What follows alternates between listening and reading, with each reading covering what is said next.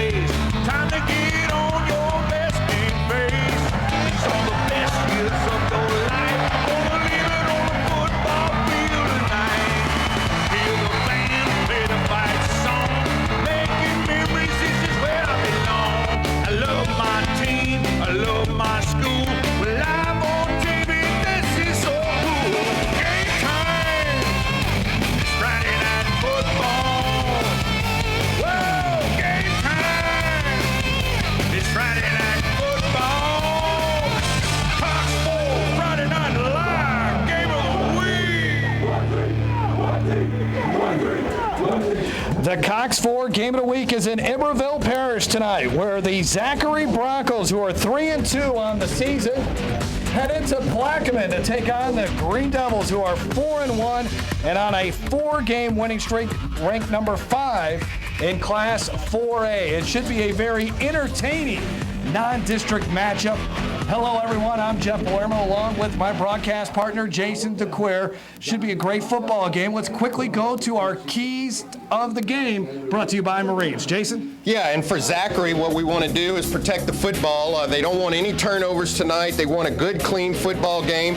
They need to tackle well. Julius Marcellet is their big running back that they really have to wrap up and they have to tackle. And then they want to flex this muscle a little bit. They're going against a 4A school, and they want to try to dominate some in the trenches and be powerful there. Now, what about for Plaquemine and their head football coach, Paul DiStefano?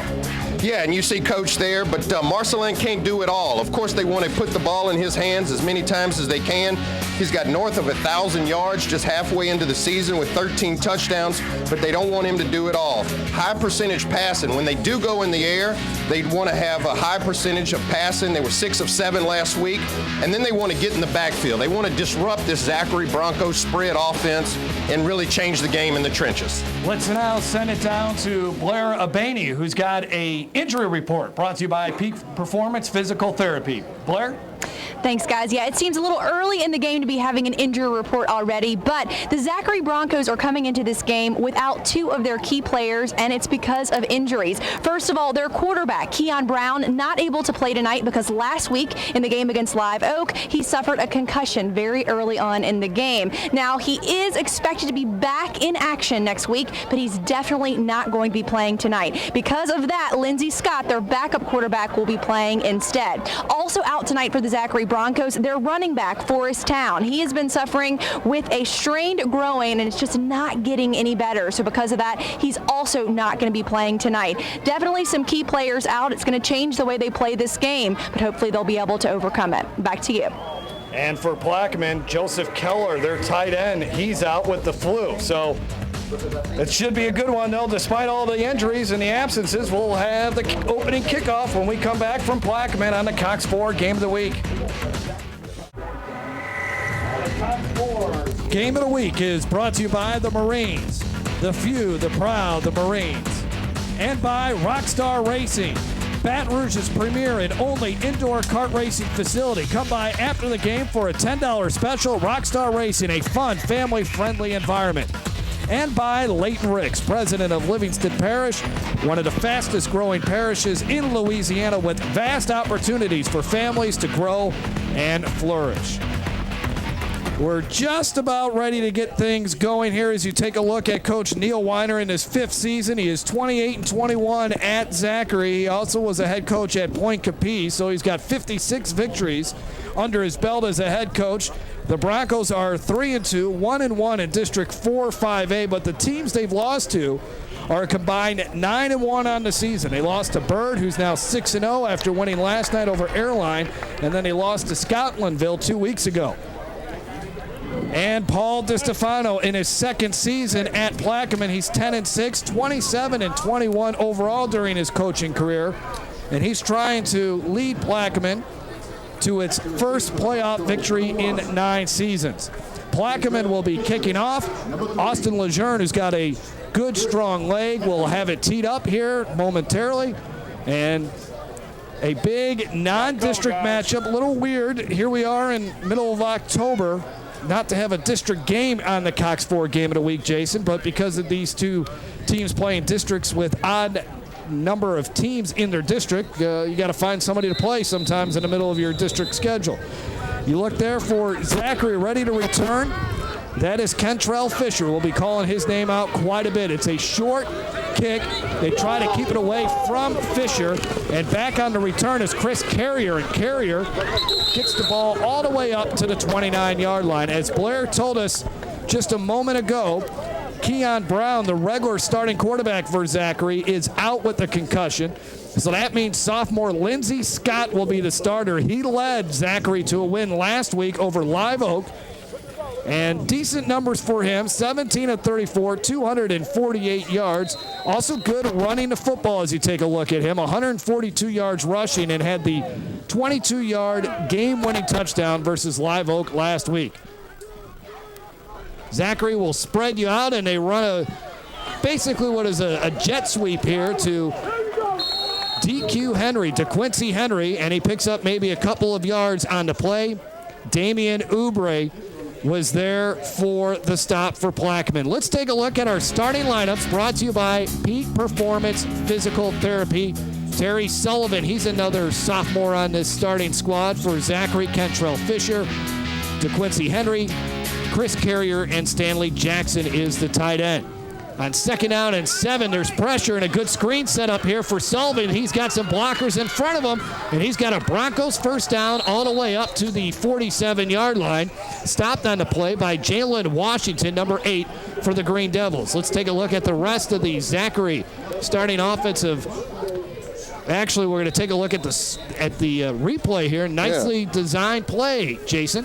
Yeah, and good poise by Lindsey Scott here at the beginning of the game. A great screenplay, good execution. And for those of y'all who don't know Lindsey Scott, he's got some lineage. His dad was a college football running back at Southern University. Oh, big play here as he was able to thread the needle, and it's caught on the play, and taking it all the way to about the 19-yard line is DQ Henry.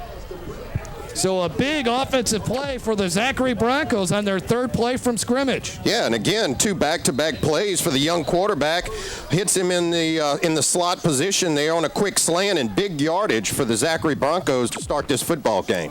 So quickly, Zachary moves it into the Brian Harris Chrysler Jeep red zone.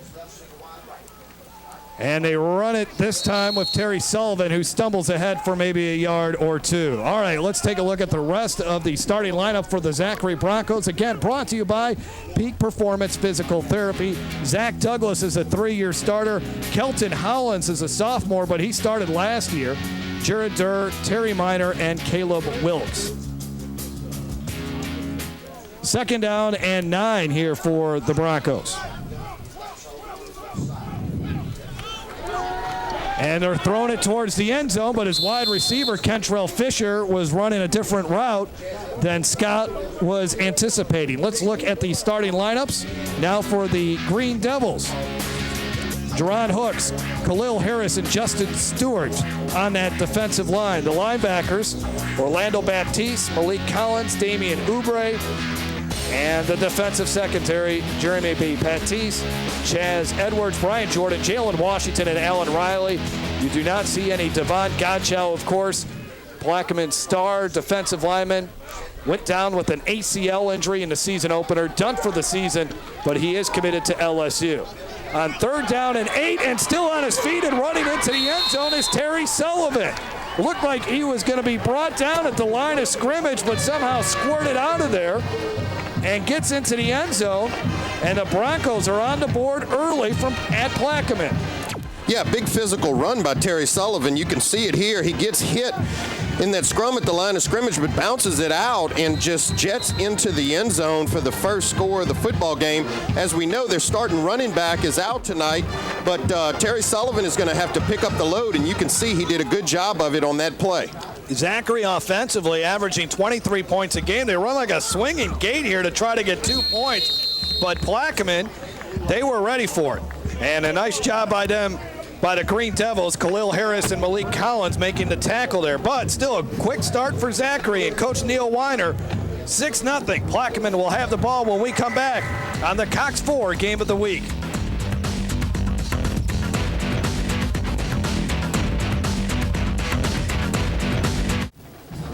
Zachary Broncos score quickly in Plaquemine, and they lead it 6-0. There you look at the ITI Technical College scoring drive, and a nice run there by Terry Sullivan, a sophomore. Couple big pass plays from Lindsey Scott to Quincy Henry, and Kentrell Fisher also, or actually a screen pass to Terry Sullivan and a long pass to Henry, and then the touchdown run on 3rd and long for Terry Sullivan.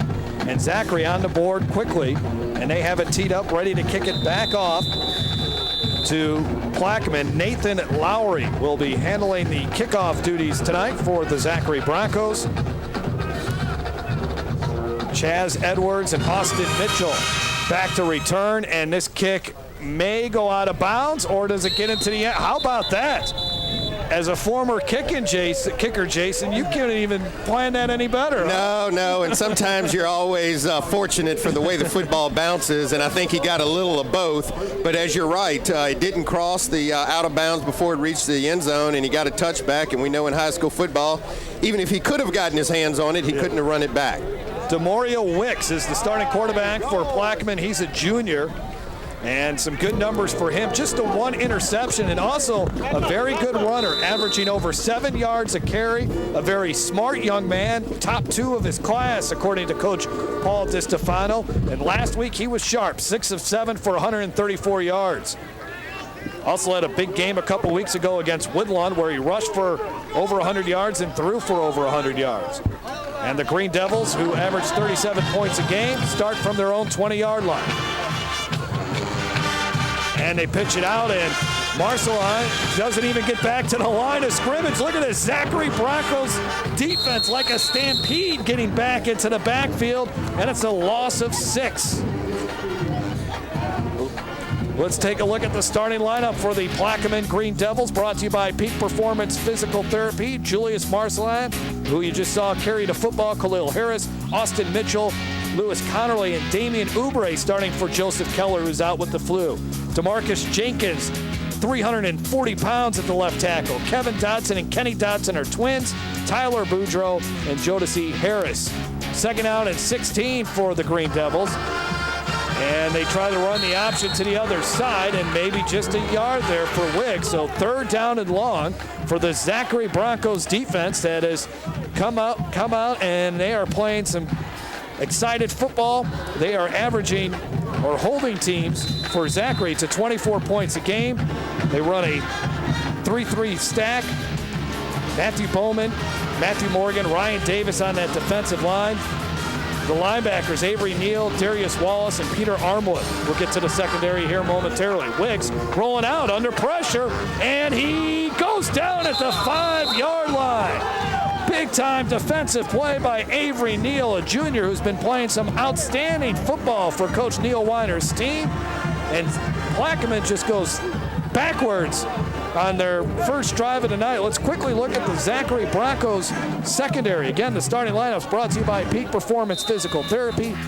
P.J. Cannon, Jordan Hunter, Phillip Brooks, Timothy Carr, Stephen Babin. The defensive coordinator for Zachary is Cade Worsham, and he's done an outstanding job. And he has his team ready to play. Now ready to punt for the Plaquemine Green Devils. It's going to be Lewis Connery, who's averaging just 24 yards a punt, but he does have a long of 51. Chris Carrier ready to return it. Zachary's going to have outstanding field position here. Looking for some room along the near sidelines, and then escorted out of bounds at about the 25-yard line. Yeah, and taking a look at that first series there for the Plaquemine, they don't want to get in these long yardage situations. They were behind the chains, but really, Wicks had a shot at catching Oubre at running out in the flats. He just missed him there and forced a punt. But this 5A club of Zachary thinks that they can outmuscle the 4A club of Plaquemine, and we'll see if that continues tonight. Plaquemine's got some big players on that defensive line. Jerron Hooks is 230 pounds. Khalil Harris, 240. And Justin Stewart, a former linebacker, is at 200 pounds. And on the carry this time for Zachary, just getting only a couple of yards on the play. Looked like Darius Coleman may have had the carry there for Zachary. Or actually, no, that was Lindsey Scott. Lindsey Scott kept it himself and only got back to the line of scrimmage. So 2nd out and 10 now for Zachary. have a flag that flies before the snap, and it's going to be offsides on Plaqman. That's something you don't want to see if you're Paul DiStefano and the Plaquemine Green Devils defensive coordinator, Kelsey Dotson. You stop him on the first play of the drive, and then on the second play, you give him 5 free yards. Yeah, and it was a defensive back at that. It looked like Damian Oubre was peeking in the backfield, missed the snap count, and jumped off sides, and it gives him an extra 5 yards and already a short field to work with. And here's Terry Sullivan once again, picking up another first down for the Broncos out to the 10-yard line. As Zachary on the second drive of the night back inside the Brian Harris Chrysler Jeep red zone. Yeah, they had very short field position, 3 and out, forced a punt, and Zachary's driving, trying to put more points on the board. First and goal at the 10-yard line. And Lindsey Scott looks at the sidelines. This is a Zachary offense that's averaging 23 points a game. Not as high-powered as previous Zachary offenses. This team is a little different than what Coach Neil Weiner has had, as Sullivan bounces it to the outside. He's inside the 5, breaks a tackle, and he's in the end zone for another Broncos touchdown. Yeah, and Sullivan was not going to be denied again. Similar look to the first run for a touchdown where he broke a couple tackles. On this one, he goes off the right tackle and breaks a few more tackles to get in the end zone. You can see it here on the replay, just sheer desire, determination, gets hit there, almost a half horse collar, and then wills his way into the end zone for his second touchdown of the night in the early first quarter. Again, a reminder here, Forrest Town, their leading rusher, out in this game because of an injury to his groin. So in comes the sophomore, Terry Sullivan, and he's been outstanding. A little razzle-dazzle on this 2-point conversion, and they convert on it. Catching the football is Chris Carrier. So Zachary out to a 14-0 lead. The Green Devils need to get going. We'll find out if they can when we come back on the Cox 4 Game of the Week.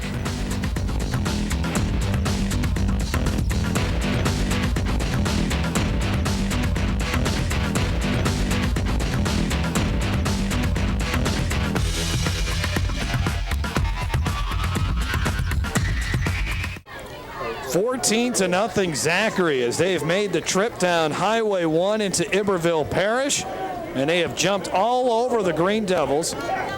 Let's take a look at after the kickoff, we'll take a look at the ITI Technical College scoring drive. But this has been an impressive start for Zachary, Jason. Yeah, and it's, everything they could have hoped for. They lost their starting quarterback. They got a young quarterback in Lindsey Scott being asked to step up, but they've already got 14 points on the scoreboard. So Coach Neil Weiner has to be pleased with the way that his Zachary team has started here tonight.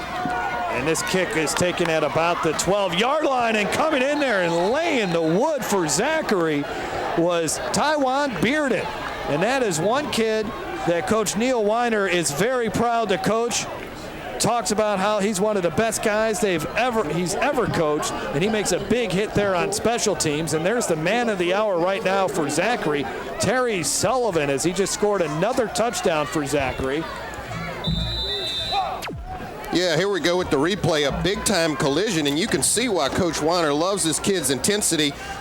Right down the field and makes a big open field tackle on the ball carrier. They got to get this guy going as he picks up 4 yards on a quick hitter off the right side. The numbers again for Marceland, very impressive. Over 1,000 yards rushing already on the season. 6.8 yards an average carry, 13 touchdowns. Last week he rushed for 131 yards. As you take a look at Coach Paul DiStefano, they have really relied on him offensively, as Plaquemine is averaging 343 yards a game on the ground, and a lot of that is because of Marceland and also Demoria Wicks, their quarterback. Marceland only a couple of yards, and that's the thing. A lot of defense is key on him, Jason, so he'll have a lot of carries tonight where he might only get a yard or two, but eventually he may break one tonight. Yeah, and he's had a couple games over 200 yards rushing, but you're right. What Plaquemine wants to do is run the football. Zachary knows that, so there's going to be a little cat and mouse game with the Zachary Bronco defense. They're going to continue to crowd the line, but remember, Demoria Wicks is capable of popping a big pass every now and then, so let's see how that plays out. They're going to keep it on the ground here on third down. Wicks will keep it, and he's going to be driven for a loss. Wow, is this Zachary defense on fire tonight. Avery Neal, another big play for the junior linebacker. Yeah, and right now that Bronco defense is daring them to throw the football. They're stacking the line. They're playing with one safety deep, but they know they want to get in Marcelin's hand, and you can see there's a lot of activity already around the line of scrimmage. And in order to bring two good runners down in Wicks and Marcelin, you really have to bring a lot of hats to the football, and you saw it there on that replay. So Zachary will get the football back as Plaquemine still looking for its first down of the night. And a punt was almost blocked on that play. And coming back the other way for Zachary, that looked to be DQ Henry to the 48 as he was brought down there. And let's send it down to the sidelines and Blair Abaney. Thank you. We're down here with Sergeant Anthony Francisco and obviously a Marine. And we were talking, of course you're a recruiter for the Marines, but there are other things that you intend to do too. It's about youth as well. Tell us about that. That's correct. Basically as a Marine recruiter, our main goal is obviously to make sure that we're keeping numbers in the Marine Corps, but the main focus of a Marine recruiter is always to not so much make Marines and find them and just put them in to make numbers, but we want to make sure that our youth is successful. They have a successful future, whether it's their goals are education or finding a stable job, finding leadership skills and management skills. That's what we look for in our young youth because that's going to be the future of our country. Makes total sense. And as far as your recruits go, a lot of them may not know all the different avenues they can pursue as a Marine. You were telling me all the jobs that you've had. Tell us about the different options that they will have if they do decide to join. Well, to be honest, there are several options. It's not, all about fighting in the infantry, which is what a lot of people think the Marine Corps is. Honestly, the infantry is about 15% about what the Marine Corps is. Everything else is support, whether it's sitting behind a desk doing administration or fixing an airplane, getting it off the runway to fly to any key essential mission, or anything with engineering. You could be working with computers and working with data and communication. It's just a full array and a plethora of jobs that the Marine Corps has to offer. So really what anybody's interest falls into, the Marine Corps has that to offer. Even martial arts, right? Absolutely, absolutely. And tell us, if someone is interested in getting more information, where can they go? Website, a physical location, all those things. Okay, well, there's plenty of different ways to find out information about the Marine Corps. Nowadays, everyone's all about technology, so of course the Marines.com website, which is www.marines.com. It's the easiest way to sign up. A recruiter will get in contact with them. They can also dial 1-800-MARINES. That's an easy way to get information, just like the website. And our local recruiting station office in Baton Rouge is located at 7970 Jefferson Highway, Suite 1, right here in Baton Rouge. All right, thank you so much, Sergeant Francisco. Jeff, Jason, back to you. Third down here for Zachary. They try to screen, and it's almost intercepted. Oh, boy, having his hands on the football was Jeremy Baptiste.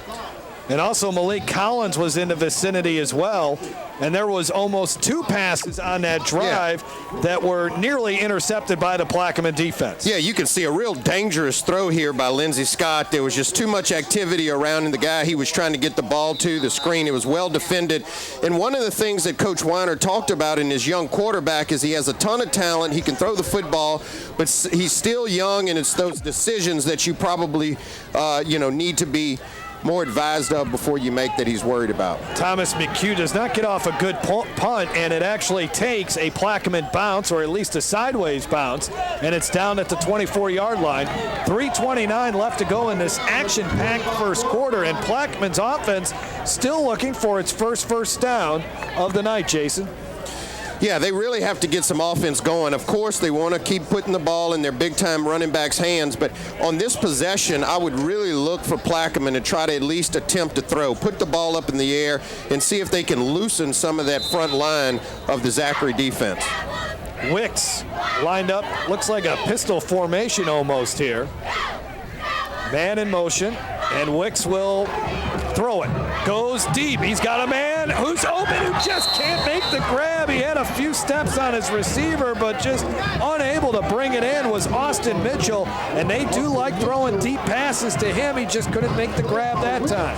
Well, and that's that cat and mouse game I was talking about, and you just felt it coming that they were going to take a shot down the field. You can see they do it here, and they have Austin Mitchell.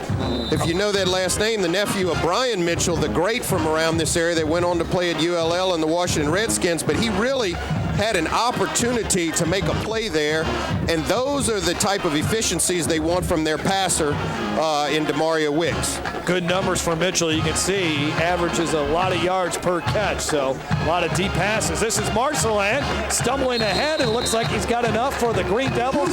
First down of the night up to the 35-yard line. You know, Jeff, and sometimes it only takes that one attempt down the field to sort of loosen up that defense. They begin to realize, okay, these guys are willing to throw the football, and now you can see after a long, almost attempted completion, there was some room all of a sudden for Marcelin to carry the football.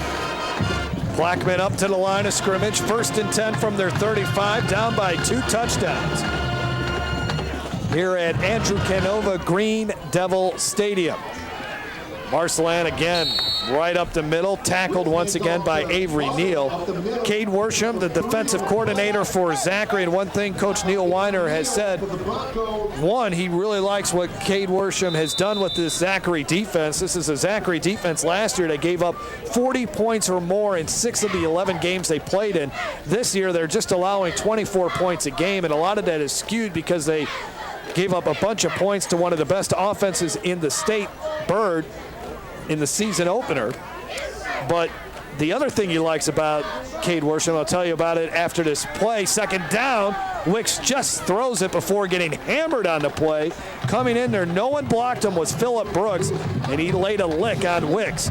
But the other thing that he likes about this Zachary defense, does Neil Weiner, is the fact that he knows they're going to be in the right position to make the play. Whether they make the play or not, that's a different story, but they're going to be in the right place. Well, and we all know the story on Neil Weiner. You see a good picture of him there. He was a few years behind me at Catholic High. I actually played for his dad, Dale Weiner. So if you hear me use Neil or Dale, I'm just going to stick with Coach Weiner. I know them both. I don't want to make that mistake, but I can tell you a lot about Coach Neil Weiner. Great individual, has done a real good job with this Zachary program, and I think he's pleased with where his ball club is at this point in the season. Flag down, Wicks goes deep again, and again, Mitchell just can't make the play. Good coverage, though. Step for step with him that time was P.J. Cannon.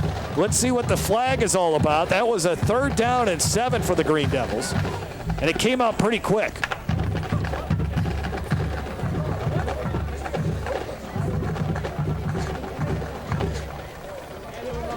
You know, and you mentioned that one big loss that Zachary had at the beginning of the season, and talking to Coach Weiner, he said, you know, I just didn't feel like my ball club was ready at that point in the season, and they're facing a really good Plaquemine football team today. Of course, you know, they've got a loss on the season, but they've won every game since then, and you can see that this club is pretty talented. 58-21 was that season opening loss to Bird, and then they defeated Northwested Zachary, beat East Feliciana 45-0, and if you remember, that game a season ago was an absolute shootout. It was like 41-40 was the final.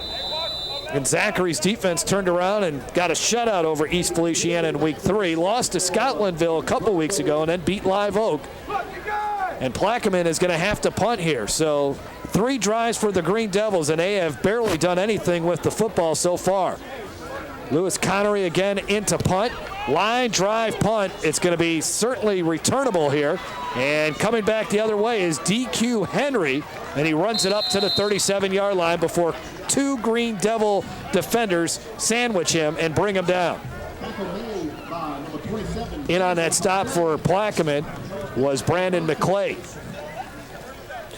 Well, Zachary has been in control to this point. I mean, you're coming into your opponent's home stadium, your opponent's area in Plaquemine. You're able to get 2 quick scores up early in the first quarter, and really they've controlled the ball game. So, you know, again, Zachary has done what they've been able or wanted to do to start this game. This drive will start at the Broncos' 37-yard line.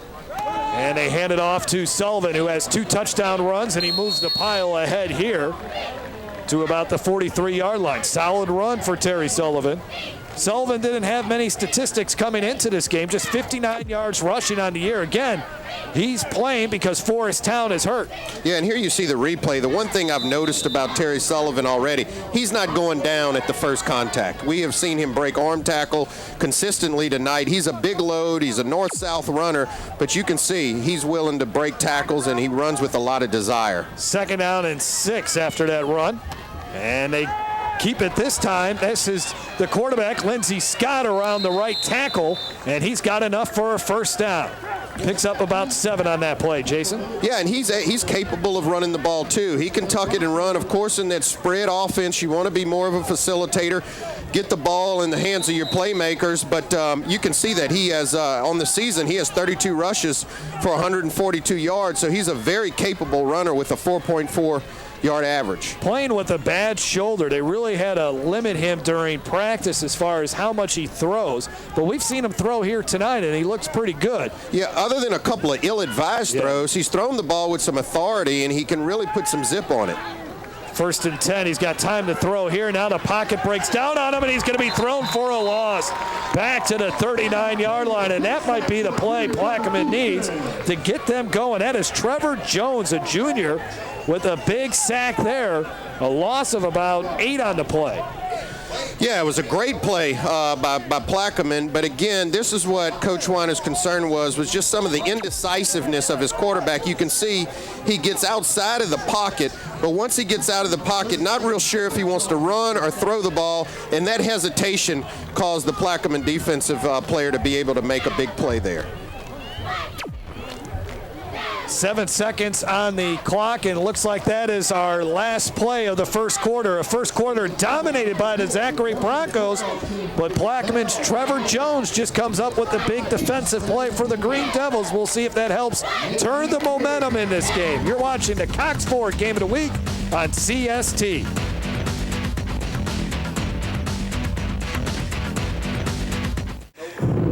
The Cox 4 Game of the Week is brought to you by Livingston Parish Economic Development Council, reminding you that Livingston Parish is the place to be, and by Louisiana Farm Bureau Insurance, ready to serve you with auto insurance, homeowners insurance, and more. Real service, real people. And by Monogram Express. We make ordinary gifts extraordinary. Jeff Palermo, Jason DeQuare, and Blair Abaney from Plaquemine High School. As we begin the second half of the 2013 regular season in high school football, Zachary's band is here. A big crowd is here at Plaquemine. And so far, the Green Devils off to a slow start as the Zachary Broncos have struck for 2 touchdowns. They have the football, but they are facing a second down and about 18 on this play from their own 40-yard line. Yeah, you see the Zachary band there fired up. They've got a lot to be fired up about. I've always wondered how those drum majors with that little string coming from their hat are ever able to see, you know? So here's the quarterback, Lindsey Scott, and he just when he wanted to throw it, he's going to be thrown for another loss. Second consecutive sack, this time by Justin Stewart, a former linebacker, and he's one of the guys that has really stepped up ever since the injury to Devon Godchow. Yeah, it almost looked like a stun or delayed blitz here, and obviously Lindsey Scott was had his eyes down the field, and you can see that he did not see him at all come around the corner there, and a big play for Plaquemine. We've now seen 2 consistent big plays for the Plaquemine defense, but really they got to start getting their offense going as well. Trips to the near side for the Zachary offense on 3rd and forever. They got to get all the way to the Plaquemine 42-yard line. Let's see what Scott can do. Winds up, throws, and in and out of the hands of the intended receiver, Chris Carrier. That could have been interesting because he had some room to run, but looked like he was looking ahead instead of fouling the ball into his hands. Yeah, and I know Chris Carrier wants that one back. He really had an opportunity to make a play, and if that name sounds familiar to you, Chris Carrier, yes, that's the son of the LSU great Chris Carrier, who played safety back in the 80s and was drafted by the Arizona Cardinals. But he's got 2 sons on the team, Chris and Cameron Carrier. Cameron's built a little bit more like his dad, and Chris is the shifty wide receiver. Thomas McHugh out to punt. His first one wasn't a good one. We'll see if he can get off a better one this time. And that is a high kick, but it is going to be returnable here, and trying to find some sort of room was Austin Mitchell. Now let's send it back down to the sidelines and Blair Abaney. Blair? Thanks, guys. Yeah, I got to talk to Devon Godshaw. Sorry about that. And, of course, he's sidelined right now with an ACL injury, but he is an LSU commitment. And I asked him how it feels to be sitting on the sideline this season and watching his team now that he is out for the remainder of the season. Seems like an obvious answer, but he did say that he's really frustrated more than anything else. He wants to get out there and help his team, and you can't blame him there. But he is really, really excited about playing next year for the LSU Tigers. He said he's looking forward to playing on Saturdays. And as far as his injury goes, he's doing some therapy now. He's already started that, but he can't put a whole lot of weight on it yet. He said not a whole lot of exercise or weight, but at the end of this month, they are going to allow him to put some more weight on that leg and then to do more and more exercise as he progresses. So best of luck to him, of course, and I'm sure he wishes he was out there helping the Green Devils tonight. Back to you. And I wish he was out there, too, to see him play. Not only do I wish he was out there, I wish he was on LSU's defense now because they could use some help. I'm looking forward to seeing him help the LSU defense improve. 2nd down and 9. He definitely would be a good pass rusher that they desperately need at this point. Now running with the football is Wicks, and Wicks gets to the line of scrimmage, and that's it. Timothy Carr, who you just alluded to, Jason, makes the stop there. He's been an excellent safety. Coach Weiner talks about him being another coach on the field. And when your dad played college football, a lot of that intelligence usually filters down. Yeah, you've been around the game so much, and that never hurts. You can see here making the play, coming up in good containment there, and was able to make a shoestring tackle to prevent a big gain. Another 3rd down and long for Plaquemine, who only has 1 first down tonight. DeMaurier Wicks needs to make something happen here. And he's just going to run it on the quarterback draw, breaks a couple tackles, puts his head down, and looks like he's got the first down based on the spot. Boy, that was a big-time run by Wicks and something the Green Devils definitely needed. Yeah, and they need to get that 1-2 combination going between Wicks and Marcelin. As we mentioned in the keys of the game, Marcelin can't do it all himself, but when he's not available to do it, you can see Wicks has a lot of potential and can also get the job done. And, they need that 1-2 combination and punch going. You know what? They call him the snake because he's slippery, and he showed it right there. It looked like and those stats there are coming into tonight, of course, but it looked like there he was going to be stopped at the line of scrimmage and just slipped out of a couple of tackles. They run the option, and Marcelin loses a couple more yards on that play as he has not been able to get going in this contest. Defensively there for Zachary, number 40, Tywan Bearden. Again, a guy that's made a couple of plays. His first big play tonight was on special teams, and here he defends the option very well. Yeah, well, you can see Bearden likes to bring the love, as they say. You saw him make a big tackle on special teams, and here he is making another big tackle in the backfield. And you talk about the snake. Wasn't there another quarterback? Was Jake the Snake, Kent Stabler. Kent Stabler is where I was thinking for the Saints. Was he also called the Snake? Yes, he was. Okay, Yeah. all right. I'm not going to tell you where I was, Jeff, when he was actually playing for the Saints, but it was a few years ago. Good catch here on the far sidelines by Lewis Connerly, who caught and threw a touchdown pass last week.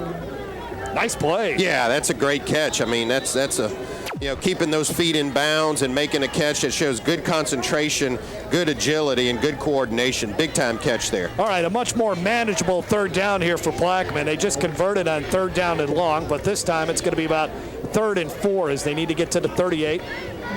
Call it a 3rd down and 3.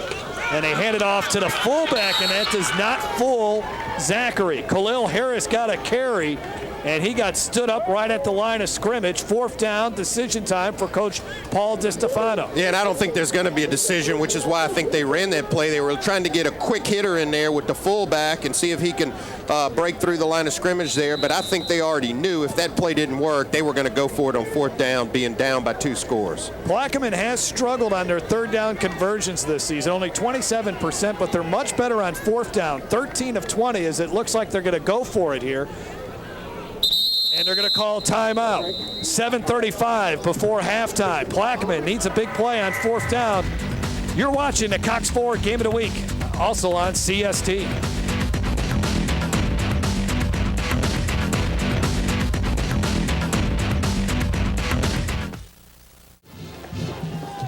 14-0, Zachary leading Plaquemine on the Cox 4 game of the week. Been an entertaining football game. Plaquemine trying to make something happen here. They are going to go for it on 4th down and 4 at the Zachary 47-yard line. Yeah, it's going to be an interesting decision. You know, everybody in the stadium thinks Marcelin's going to touch the ball. You think they would get it in his hands, but let's see what they do here. He's actually lined up as a wingback, and he's in motion. And they pitch it to him. Looks like he's going to throw it or kick it, and he just kicked it before it was blocked. And it's going to be horrible field position here for Zachary, as that was a good punt by Marcelin. He could do it all. Well, and I really like this call, and if you watch what they were doing here, it was really like an option punt. And it's a great call, because as he comes on the end around, the coach probably told him, if you think you can get those 4 or 5 yards, go pick them up. If not, go ahead and punt it and pin them back. And I think it was a great play call. And you can see that he is multi-talented there, doubling as the running back and the punter. So 1st down and 10 now for the Zachary Broncos at their own 10-yard line. And here's the replay. You can see he was looking at, should I run? No, let me punt it so that I don't get hit there in the backfield, and he really pinned Zachary back. Here's the screenplay. Henry trying to get back to the line of scrimmage, and he's brought down for a loss as Plaquemine's defense has really tightened the screws here. Damian Oubre in on the stop. It's a loss of a couple of yards. Well, maybe just a loss of a yard. He got back close to the line of scrimmage, 2nd down and 11, but Zachary's offense has not done much ever since scoring on its first 2 drives of the night. No, the Plaquemine defense has settled in. They've had some big plays on defense, some big tackles for losses in the backfield. They're really putting some pressure on the young sophomore quarterback in Lindsey Scott, but they've got to get that offense going to complement this. Hand off to Sullivan, and Sullivan is hit behind the line of scrimmage. Duran Hooks, a 3-year starter, all-district player, and then there's also a flag on the play that occurred far away from where the tackle was, behind the line of scrimmage. But look at Duran Hooks. He's a 6-foot, 230-pound senior, a 3-year starter, all-district player a season ago. Yeah, it looked like... Official sideline warning. Official sideline warning. So no loss of yardage on that play. And it's going to bring up 3rd down here and long for Zachary. Well, you get an official sideline warning, you see the call, and Jeff, everybody on a football team, on a coach's staff, should have a backup man, okay? And that backup man, their only job is to make sure people don't violate the sideline, don't come on the field, and make sure their team is backed up. And wherever the backup man was, he didn't do his job that play. On 3rd down, Sullivan's got some room to run, gets very close to the 1st down, but I think he's going to be a yard short. And I think Neil Weiner will decide we're just going to have to punt the football away. But a nice run there by Terry Sullivan to at least get them away from their own end zone. Yeah, and it's a good run by Terry Sullivan. And now they have some breathing room to punt the football. Obviously, they didn't want to ask their young quarterback to do too much deep down in their own territory. We got a 14-point lead. Don't do anything that could jeopardize that. And let's just punt the football and play good defense. Thomas McHugh ready to punt the football away for Zachary. Mitchell ready to return this one. That's a great punt there. Mitchell from his own 36 spins away from one tackle, trying to head upfield, and a great open field tackle by Zachary's Timothy Carr, making another play for the Broncos. Broncos up by 2 touchdowns. This is the Cox 4 game of the week on CST.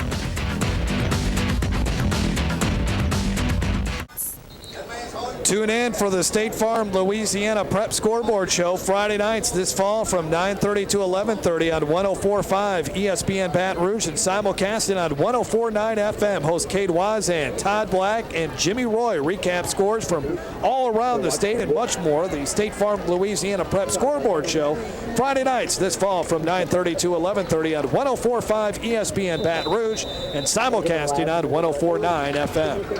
1st down and 10 for the Plaquemine Green Green Devils, who have not done much offensively here tonight. And here's a run by Marceline. And Coach DiStefano had said he runs angry, and he displayed it there.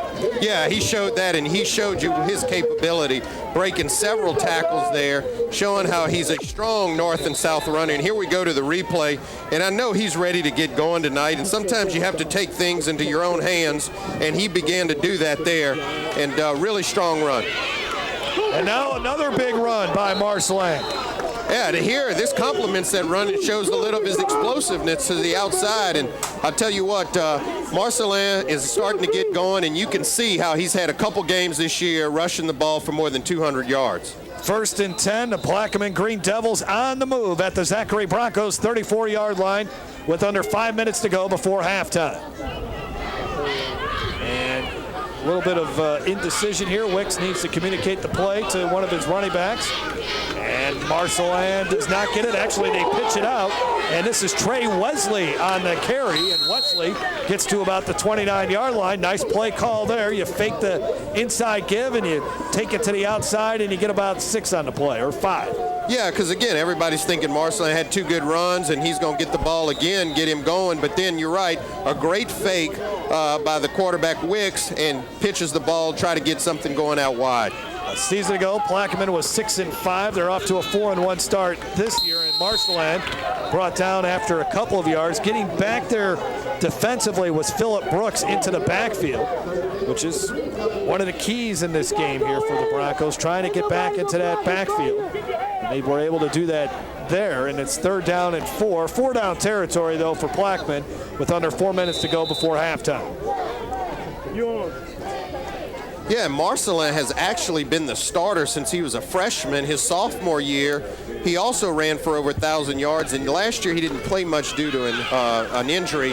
He had some concussion-like symptoms, and they really held him out for most of the year. So they think he's back healthy this year. It's obvious he's back healthy with his production through the first half of this football season, and you know, he's much healthier and ready to go. Picks up the 1st down here. He also had a knee injury that officially knocked him out for the season and had to have surgery on it, and he's put on some more weights after that surgery. He's not as fast as he was pre-knee injury, but he's a lot more powerful of a runner. Wicks is hit, upended, cut down on the play at about the 20-yard line. A big hit applied by one of the Zachary defensive backs. That is Phillip Brooks, who came up there, and a nice hit on Wicks.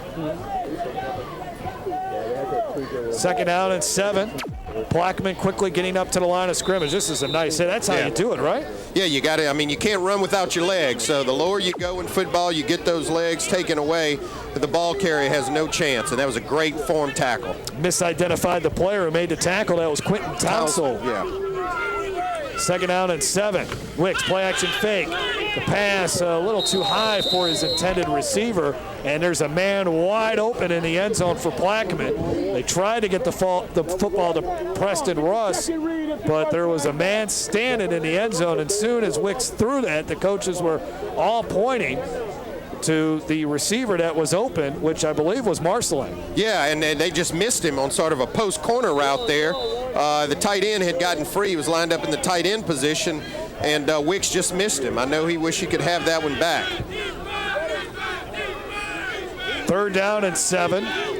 This is Plaquemine's best drive of the night offensively. Marceline off the right side, and he is bottled up. Only a couple of yards on the play, so a big 4th down coming up now for the Green Devils. So you get a good look at number 22. A lot of the in-state schools are recruiting him, and why not? A guy that's already has over 1,000 yards rushing on the season. Yeah, 1,000 yards rushing halfway through the season. That's flat out impressive. And, you know, here they're faced with the 4th down, and we're getting late, 2 minutes left in this first half, and I know Plaquemine really wants to put some points on the board on this series. Plaquemine's inside the Livingston Parish Convention and Visitors Bureau red zone on this 4th down.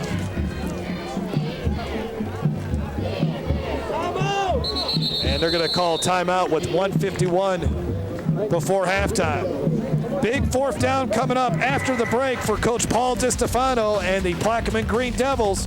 You're watching the Cox 4 Game of the Week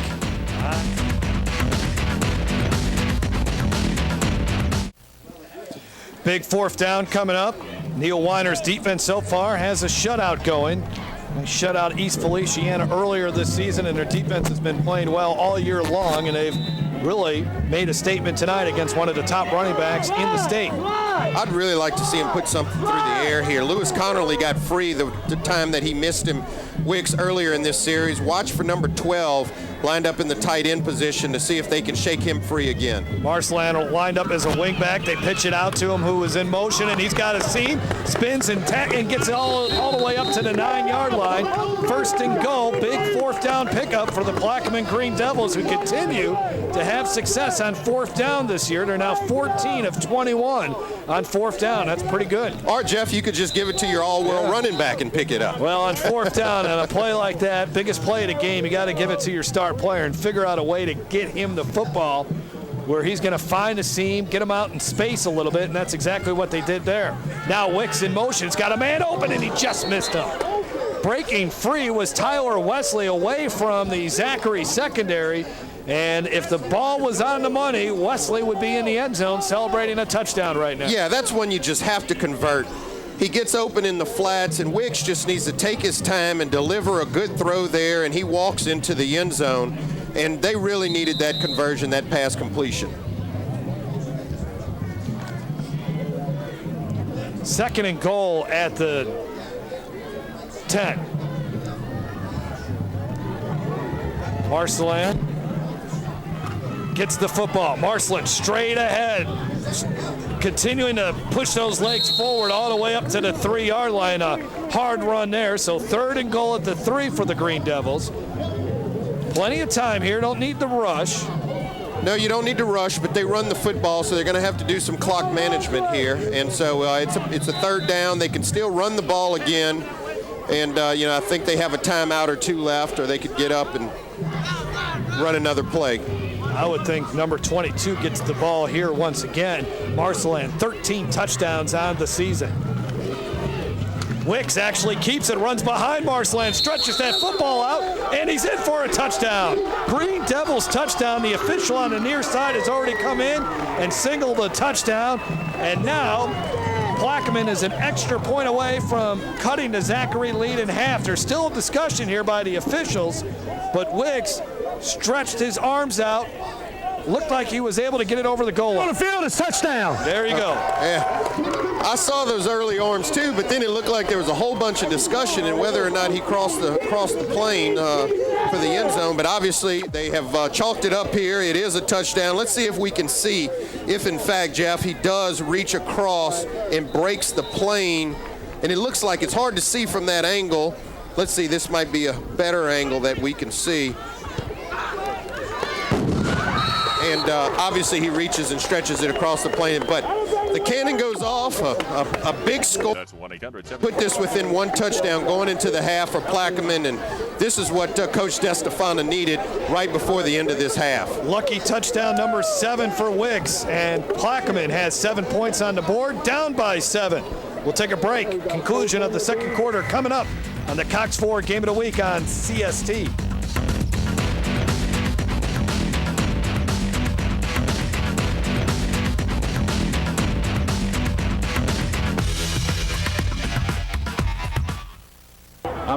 So with less than a minute left, Marcelan helps Plaquemine get into the end zone. He was not the man that scored the touchdown. That goes to DeMaurier Wicks, the quarterback, his 7th touchdown run. But Marcelan had the big run, the big play during that Marine scoring drive was the 4th down and 7 conversion. Marcelan picking up the first down on the run. And you could see that drive was more like a Plaquemine-style offensive drive, 11 plays, 71 yards. They got their running game going. They were able to get it in chunks, and that's Plaquemine-style offense. Well, a good return here by Henry, and Henry gets all the way up to the 46-yard line. So Zachary, with 39 seconds left, they may try to get into scoring position here. Yeah, that was actually their speed cell, Kentrell Fisher. Okay. Fisher is their 5'3", 130-pound, 4'3", 40 guy, and you can see Plaquemine did not want to put the ball in his hands, and you saw a good shot of why. He did limp off to the sidelines after that return. So Kentrell Fisher, there you see, they don't have him out on the field here. with Zachary at their own 47 with 39 seconds left. Zachary's offense has been quiet. They scored on their first 2 drives of the night, and then Plaquemines' defense has really picked up the pace here, and they have shut them down. Scott to the air, over the middle, has got his man, and that's caught. Chris Carrier all the way up to the 28-yard line. The clock stops with 31 seconds. And there's quickly a timeout called by Zachary. Yeah, that's a big strike. Obviously, this is all jump-started by the great return from Kentrell Fisher. They drop Lindsey Scott back, and Chris Carrier makes up for the one that he missed earlier, catches a big one over the middle for great yardage. And now, and here you see here, I'm really liking the way Scott is delivering the ball as a young sophomore. Big play, and now with 31 seconds left, Zachary has some options in terms of trying to get some points again before the end of the half. Nice job by Scott to really step into that throw. Nicely done by him.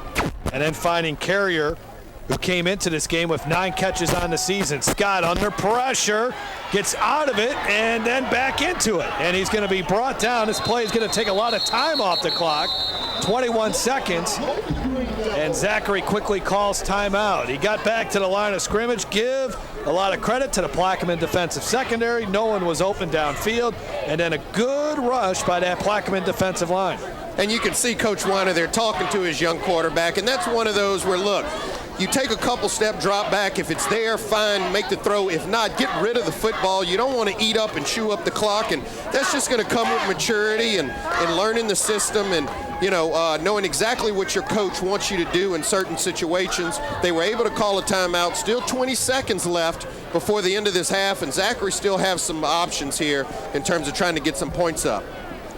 Last season, Zachary was 6-5. They started the year 4-1, lost in the first round of the playoffs in a high-scoring game to Acadiana, 63-42. They have lost in the first round of the playoffs the last 2 years, and they are seeking their 4th straight playoff appearance in Class 5A. And this would be a big win for them, power points-wise, to beat a team like Plaquemine, who's ranked number 5 in the Class 4A poll by the Louisiana Sports Writers Association. Low snap. Scott now just has to run it. He's across the 30, needs to get out of bounds, and he does. At about the 23-yard line. Still maybe time for, obviously, 1 play, could be 2. Yeah, now that was actually a very heads-up play by Scott. It was a low snap, not his fault. He did a great job of corralling the football, was able to break containment, but most importantly, he was able to get out of bounds, stop the clock. You still have 14 seconds, and you're right, Jeff. Depending on the type of play call, you could probably Personal foul. Plays. Plaquemine. At the distance to the goal. And there was results in the first down. There was a late hit on the play, too. We'll take a look at it again. Yeah, let's see. Here he is. He's sneaking out. He wants to get out of bounds, stop the clock. A good call. Oh, well, a good play, not a good call. Well, you know what? I don't think it's on Scott. I don't think. Oh, wait. Maybe it's the extracurricular yeah, on the track. Yeah, it is right there, right there. That's kind of, you know, that's kind of ticky-tack. I don't think the guy was intentionally trying to hit him. Looked like he stumbled his footing on the slick track and just barely bumped Scott. I don't like that call in that situation.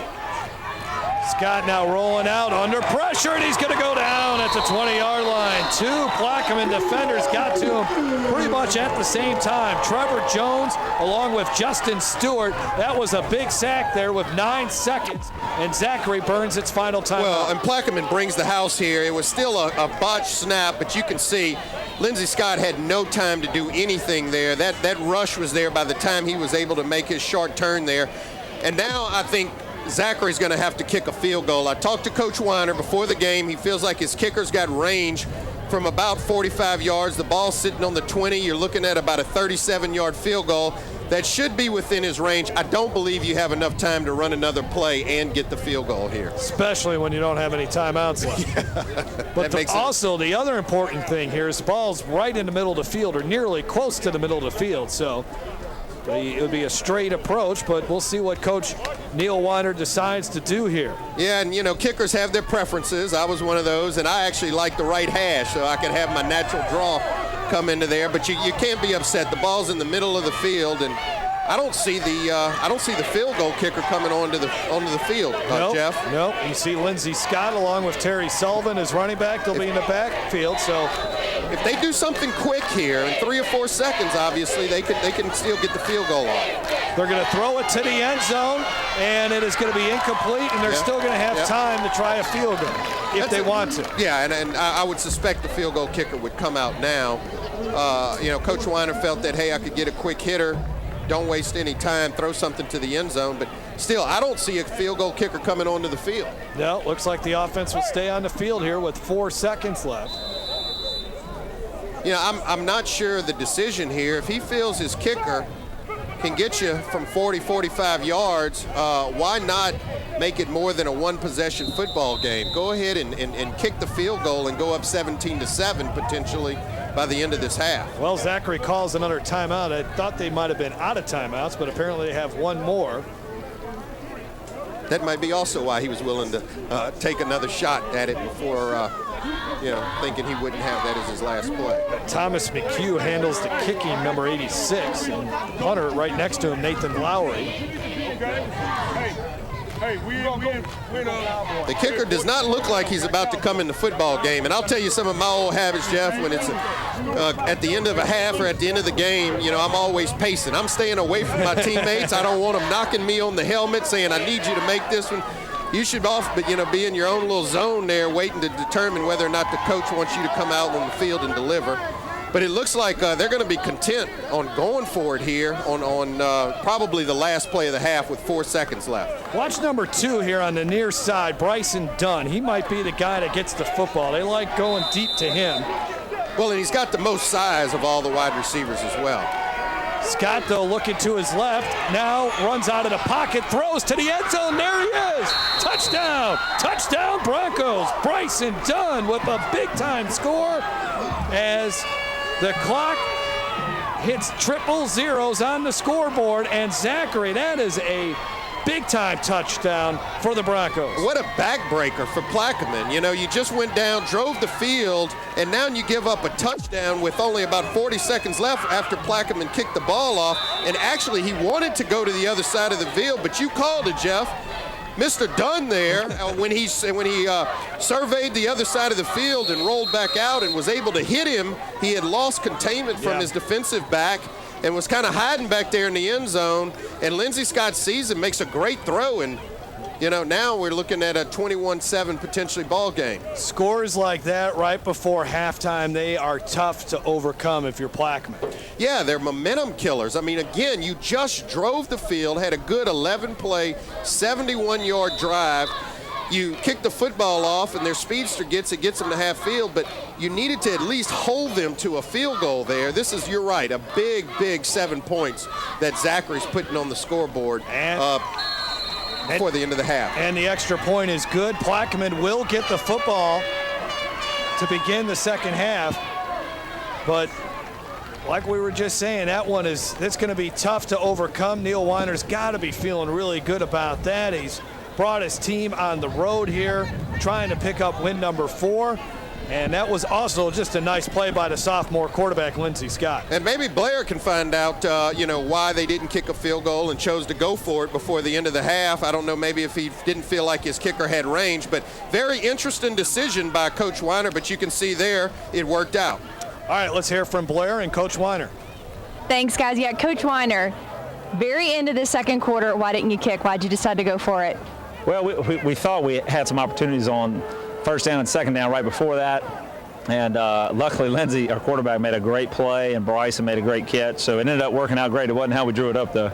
And lots of injuries coming into this game. Of course, Lindsey Scott even playing with a hurt shoulder. Are you worried about him being able to withstand the second half of the game? Yeah, we're trying to protect him the best we can and be smart with our play call. And our offense coordinator, Clark Eamon's done a good job of mixing things up. And, our guys have been very resilient dealing with a lot of adversity. So I'm proud of them for coming out and playing with some confidence. And I noticed, too, Kentrell Fisher he limped off after that kick return. Is he going to be okay to get back in the game? Yeah, he came back in, I think, after the first down play. And he's a tough kid. I mean, he's little, but they don't come any tougher than him. All right. Thanks, Coach. Good luck to you. Thank you. All right, guys. Back to you. And that return by Fisher set up that big scoring play for the Zachary Broncos. They lead it by 2 touchdowns over the 5th-ranked team in Class 4A, the Plaquemine Green Devils.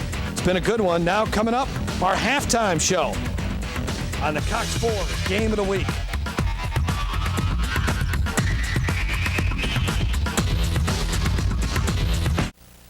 Back here on the Contour Halftime Show. 21-7 is our score as the Plaquemine Green Devils trailing at halftime. 21-7, a 2-touchdown lead here for Zachary, and that was just a big score at the end of the half. Yeah, we had us a ball game for a little while, and I think it will still end up being a ball game, but Zachary got 2 early scores and made it 14-0, but Plaquemine battled back, had a big drive, 11-play, 71-yard drive, but right before the end of the half, the ball ended up in the hands of Zachary's speedster. Coach Neil Weiner elects not to kick a field goal and go for it right at the end of the half and gave up another big one, to Plaquemine. So. Well, we're seeing some outstanding effort on the field tonight. Let's find out what's happening in the classrooms as we introduce our Scholars of the Week from these 2 respective schools. Thanks, guys. Yeah, down here with our Scholars of the Week, and we're going to start with Jamisha Lynn, who is from Plaquemine High. And Jamisha Lynn, tell us what year you are in school. I am SGA president, a beta member, class president, and a president of a LA Girl Club, which is a really great club. And I run cross country and track. You're a busy girl, huh? Yes, I am. And are you junior or senior? Senior. All right. And also, how do you feel to get this award? I feel very honored. I never got this before, so it feels really good. Congratulations to you. And now we have Jackie from Zachary High. And what year are you in school, Jackie? I'm a senior as well. And what are you involved in? I'm sure it's quite a bit too. I'm also our school's president. I'm the vice president of our school's beta club. I'm on our school's golf team. I've been doing that for 4 years. And I'm on our school's mock trial team, which we're pretty active in that. So. Now, are you surprised to get an award like this? I'm honored to have it, really. Probably not too surprised. You're involved in so much. Thank you. Congratulations to you both. And, we lost one, but that's okay. A big thank you to Crown Trophy and ITI. You can see these beautiful trophies that our scholars are going to get to take home, so another congratulations to them. We'll have teachers in just a bit, but for right now, back to you guys.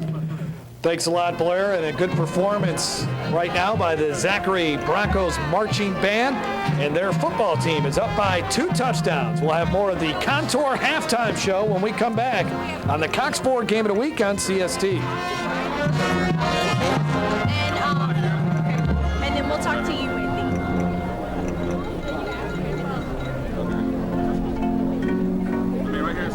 Contour Halftime Show. Contour, a game-changing TV experience from Cox, so personal that it shapes uniquely to each individual user. Our score at halftime, the Zachary Broncos leading the Plaquemine Green Devils 21-7. Now let's find out who our Teachers of the Week are from these 2 schools, Zachary and Plaquemine, brought to you by ITI Technical College and Crown Trophy. Blair? Let's take another break on our Contour Halftime Show with the Zachary Broncos leading the Plaquemine Green Devils 21-7 on Cox 4 CST.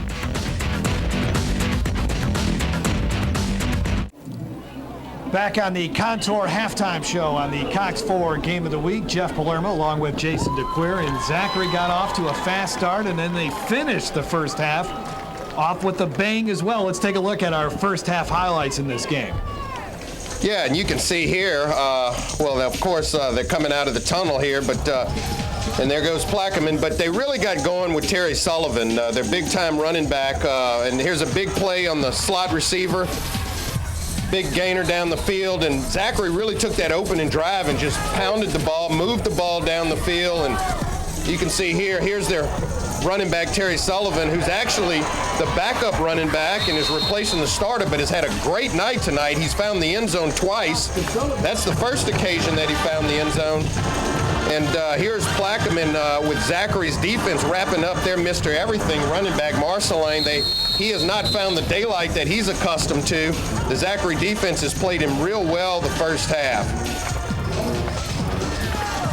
Well, and the pressure that the Zachary defense is, that was a nice play by Avery Neal, who's made a lot of big plays. It's 7-0, and then Terry Sullivan gets back into the end zone again for a second time. So we were halfway through the first quarter, Jason, and it was 14-0 Zachary. Eventually, Plaquemine started getting things going. Wicks here on the rollout, and the pass here, nice catch along the sidelines. That was a nice play by one of their standout wide receivers for them, Lewis Connerly, actually their tight end. And then here's Marcelin finally seeing some running room for him to get some positive yards. Yeah, you're right. And here's the one that Wicks actually keeps around the end and goes in for the touchdown. At this point in the game, Plaquemine had made it a football game, 14-7. They had fought their way back. That was a big 11-play drive. But right before the half, I think here is the backbreaker to Bryson Dunn on a rollout by Lindsey Scott. There was only 4 seconds left in the game, and that was where we are. That's where we end up right now at 21-7. And that play, as you mentioned, it was a big momentum shifter, and it's going to be interesting to see how these Plaquemine Devils will come out this second half ready to go after a play like that. Well, what do you expect Plaquemine to try to do? I mean, obviously they're going to have to feed Julius Marceland quite a bit here to try to get something going offensively. This first drive of the second half is going to be huge for the Green Devils. Well, one of the keys was Marceland can't do it all, and he can't. He's a great player, but I think they're going to have to loosen them up. We saw them take some big shots down the field that were almost some completions to Austin Mitchell, and I think they're going to have to do a little bit more of that in order to open up that Zachary Bronco defense and get back into this ball game. And for Zachary, I don't know if they have to really make any adjustments or any big adjustments. Just keep doing what they've been doing. Well, Terry Sullivan has been a big surprise for Zachary. He's the backup running back, but I've been impressed with the poise of Lindsey Scott stepping in as a sophomore quarterback, really delivering some key throws, and you saw a big play there at the end of the half. If they can just keep him poised, make good decisions, Zachary has a good chance to go on and win this football game. Well, that will do it for our Contour halftime show. When we come back, second half kickoff from Plaquemine High School on the Cox 4 Game of the Week.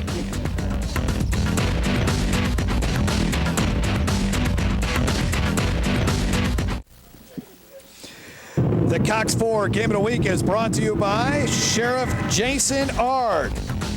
His staff's primary concern is keeping Livingston Parish a safe place to live, work, and raise a family.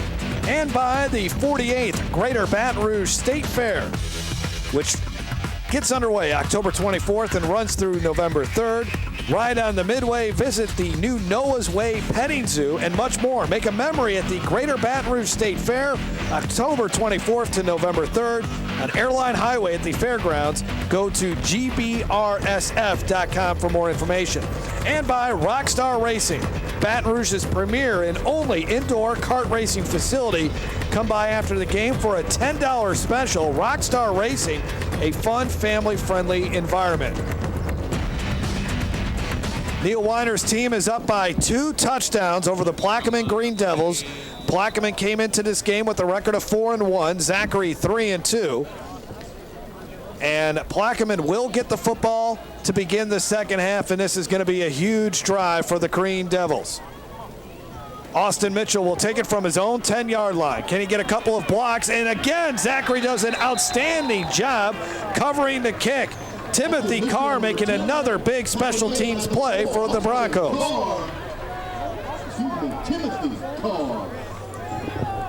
You know, Mitchell just seemed to me he was a little bit too patient there. It just didn't really hit it as hard. You know, he gets it here and he's kind of reading his blocks. Needs to hit it into another gear a little bit quicker. Yeah, and I can tell you his uncle did a great job of that. I don't know if there was anybody in the business better. As we mentioned earlier, he's the nephew of Brian Mitchell, and I think Brian also wore that #1 jersey for a long time, maybe with the Redskins, but you're right. When you're the returner, you got to hit it up in there and get north and south and don't hesitate. So this opening drive of the second half for Plaquemine starts at the 22-yard line in Marceland. Big hole up to the 40-yard line. And then he's backpedaling up to the 48-yard line. Big run there. That's exactly the way they wanted to start the second half, Jason. Well, again, you see the explosion of Marceland. That's why we talked about him at the beginning of the game. We featured him. We know he has this capability. A big run to come out of the second half.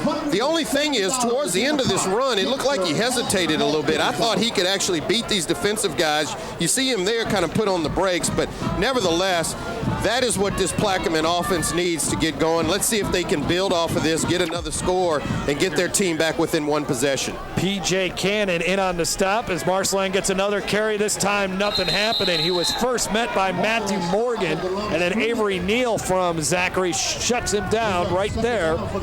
Maybe a pickup of a half a yard for Marceland. And Coach Paul DiStefano needs his team to respond here in the second half. Their only loss of the season was a heartbreaker to East Ascension, where they lost by 4 points to the Spartans, who are off to an undefeated start Second down and 10 as this is week 6 of the high school football season. We got a good one from Plaquemine High. Marceline was cut down at the line of scrimmage, falls forward for a yard or two. Looks like Brian Davis, a senior defensive lineman there, and also number 46. He's always around every single play. Biggest difference, Coach Neil Weiner said about his defense compared to last year, just playing more aggressive and being more physical, and that's definitely been on display here tonight. Marceline having trouble getting his helmet strapped on correctly. Still plenty of time. Actually, the play clock has yet to even start running, so they got plenty of time here. Third down, and Wicks keeps it, and he's got a first down and more. Banged out of bounds at about the 35-yard line, and Plaquemine converts on an important third down and long as Wicks picks up 15 yards on the carry. Yeah, and they just come at him with the straight triple option. They fake the dive to Marceline. They collapse. The Zachary defense collapses on Marceline. As you can see, a great decision by Wicks to keep it and get around the corner, and a big gainer there, and that's that Plaquemine style offense that they really want to get going. I would like to see them take a shot here though, Jeff, down the field. Let's see if they do, down by 2 touchdowns. They've been moving the football a little bit better as the game has gone on. In the first quarter, they were really shut down by the Zachary defense. Wicks, play action fake, throws, and it is incomplete. Wicks was under all kinds of pressure, and he just threw it to Tyler Wesley as the clock's stuck here at 10 minutes and 3 seconds. Yeah, and I mean, they did roll him out. They attempted a play. I actually thought that they had him in the flats there, but again, you want to keep this Zachary defense a little bit off balance. I like the call on first down, but I would expect him to get back to pounding the football here on these next couple of plays. Second down and 10 here for Plaquemine as the game clock has not run over the last couple of plays, so some free time here for Plaquemine to get back into this game. And now Wicks will just keep it as the play clock is running, and I don't even know if he got back to the line of scrimmage as Zachary's defense singled in on him. Phillip Brooks, number 10. Also there defensively was Stanley Jackson, a senior on that defensive line for the Broncos. Another third down and long for Plaquemine. They have faced several third down and longs tonight. Well, and like you mentioned earlier, the Zachary Broncos get some credit here for the way they have defended this triple option, flex bone style of offense. You really have to be disciplined in your gap assignments and disciplined football in order to shut this kind of offense down. Wicks throws, and it's just a little bit too far for his intended receiver, and that's going to bring up fourth down. They tried to complete that pass to Lewis Cornerly. Yeah, Connerly, they missed him a couple of times earlier in this football game, and it looked like they were trying to sneak him out of that tight end position again and see if they could come up with a big conversion here. Now we're faced with fourth down and 4th and 11, and, you know, they're going to keep their offense on the field here down 2 scores. Austin Mitchell out to the near side for Plaquemine. A 4th down play for the Green Devils that they really could use at this point. Marceline, last time they were facing 4th and long, they gave him the football, and he got the first down for him. He's going to run a pass pattern here. Wicks throws in Marceline's direction. He makes the grab. Looks like he has enough for a first down. What a play there. Great job by Wicks. He was facing some pressure, and nice touch on that football to get it to Marceline. Yeah, and they actually ran Marceline out of the backfield on this play. He was unaccounted for, but you're right. He had to float that ball over the top of the defensive back and drop it right in there. That was a great play and a great throw by Wicks to get it into their best player, Marceline's hands. 2 huge pickups on 4th and long, and now here's Marceline to the outside, and boy, was he cut down. Nice open field tackle. That was not easy at all by Jordan Hunter, who did not play last week, but he is returned to the field. And one thing that Coach Weiner told me about him, he's an excellent tackler, and this is a great open field tackle. Yeah, it sure is. You see Marceline had a little room to run there, and it was just mano-y-mano, and the defensive back was able to come up with a big tackle to prevent further yardage on that play. 2nd down and 5 now for the Green Devils, as they have moved inside the Marines' red zone.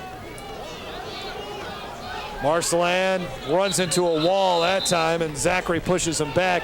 Still think he might have gotten a yard or two on the play. Yeah, the timing was just destroyed. It looked like half of Plaquemines' offensive line, the right half moved and the left half didn't.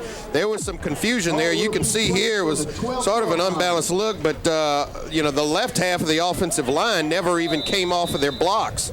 Avery Neal in on another tackle. Stanley Jackson also assisted in on that stop. 3rd down and 4 for the Green Devils. Marcelan in the backfield, so is Damian Oubre. And Marcelan right up the middle, trying to stay on his feet. He's got the 1st down and more as he gets to the goal line, and Zachary fights him back, but another hard run by Marcelan. Boy, is he fun to watch, Jason. Well, you described it earlier. They said he runs angry, and he looked angry and ran angry on that play. He was not going to be denied, and you can see here really showing his bread and butter, which is his strength and balance, just staying up and taking on multiple Zachary defenders and just dragging them with him towards the end zone. 1st and goal at the 3-yard line, and Plaquemine needed to do something on its opening drive of the second half, down by 2 touchdowns, and they have a great drive going here. Marcelan looking to finish it off, and he does. Touchdown, Green Devils. Well, this is what the Green Devils needed. I mean, this is the type of drive that they needed to come out and start this opening second half with. It was smash mouth, Marcelan in combination with Wicks getting the ball down the field, a big pass completion on here, but you see here just a north-south. He smelled that end zone, knew he needed to get his team into the end zone, and he did that, and now we're faced to another one-possession ball game here. Austin Lejeune on the extra point try, and he gets it through the uprights. The cannon goes off here at Andrew Canova Green Devil Stadium. Plaquemine will not go away. Now their defense needs to do something to try to slow down Zachary. You're watching the Cox Ford Game of the Week on CST.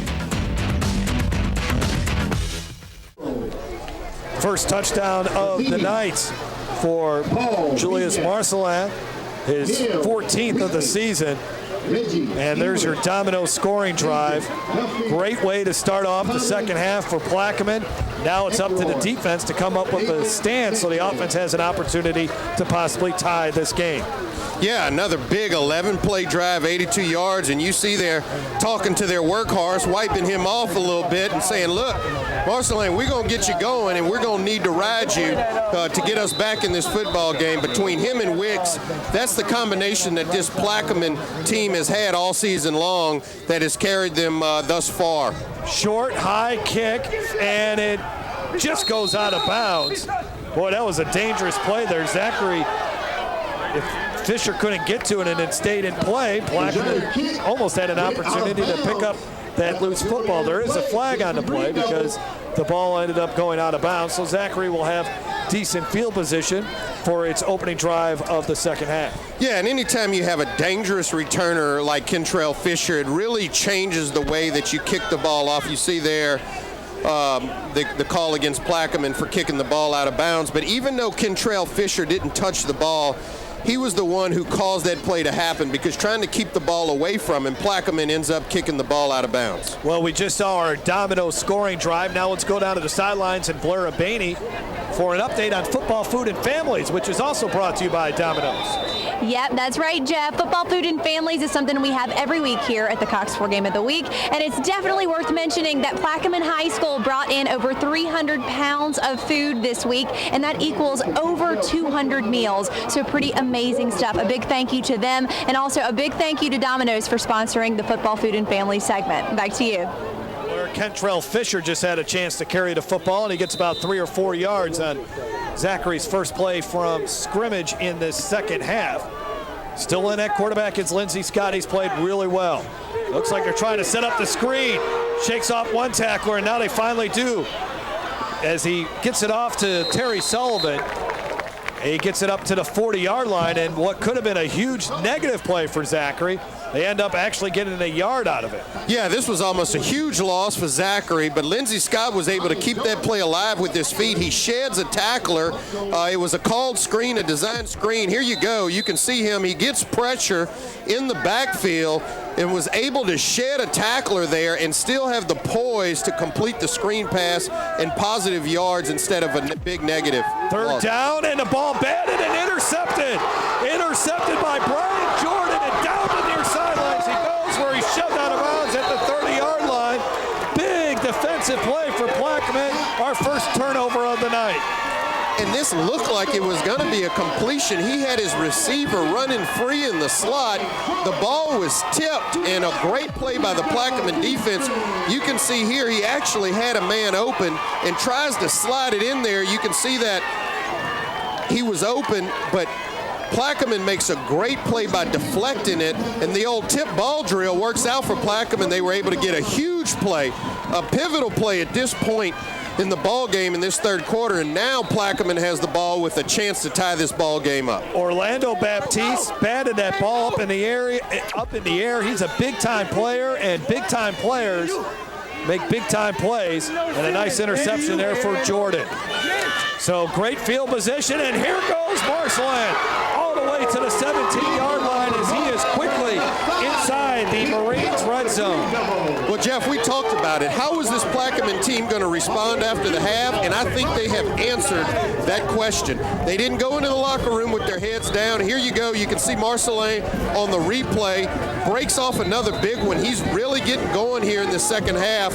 But they've already responded with a touchdown. And here they are moving into the red zone with an opportunity to tie this football game.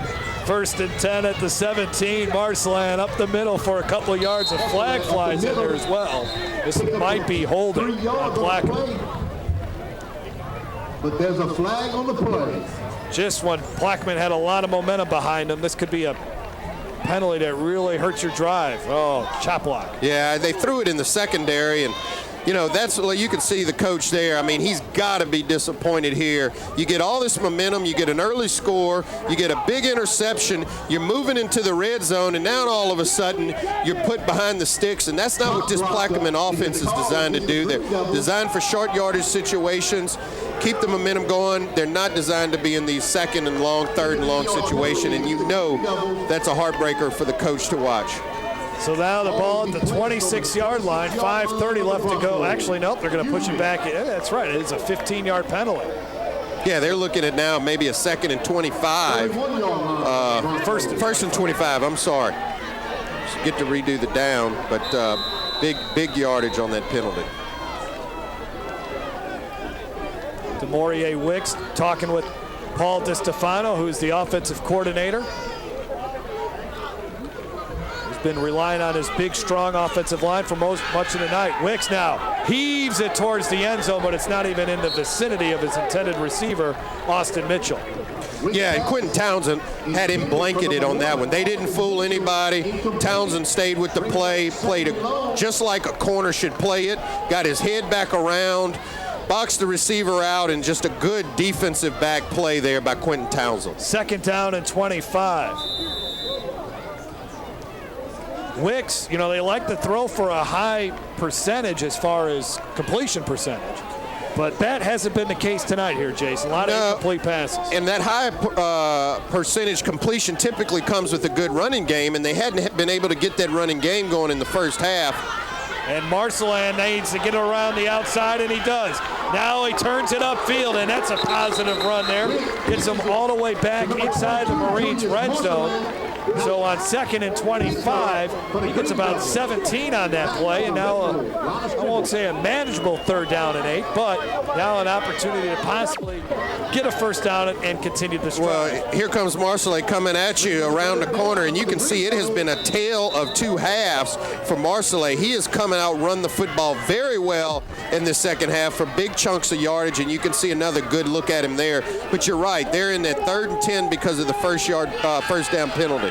Wicks on the quarterback draw all the way to the 5-yard line, and he does get the first down on 3rd down and 10. So Blackman able to recover after the chop block, pushed him back 15 yards. Well, and the snake showed his snakiness on this play. He's done this twice tonight, but you can see sort of why he gets that nickname, the snake, because he can kind of dart and bounce through those holes with quickness, and he picks up a big, big third down conversion there. What a 1-2 punch offensively. Marceline and DeMario Wicks, and it has been on display here at Plaquemine High School. Jeff, snakiness. I don't know if that's a I word. don't know. I was going to ask you that. Marceline got to about the 3, and Timothy Carr and Kari Lowe were there defensively.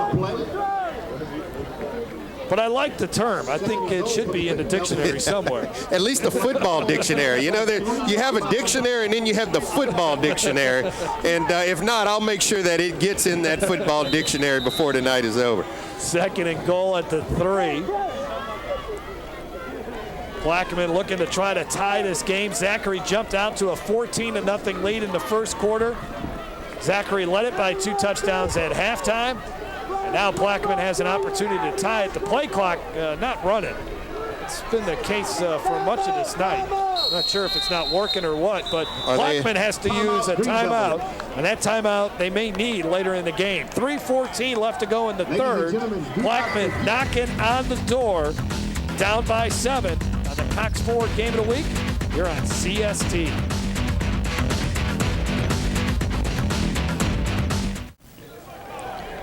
Plaquemine Green Devils just 3 yards away from tying this football game. 3 yards and then an extra point. Down by 7. Well, and one way to slow down the Zachary offense is to put him on the sideline, Jeff, and that's where they have been this entire third quarter. Plaquemine has sort of dominated on offense. They've put together 2 good drives here. They made a great interception, a great play on defense, and that Zachary offense is over there cooling off while the Plaquemine offense has really got going here in the second half.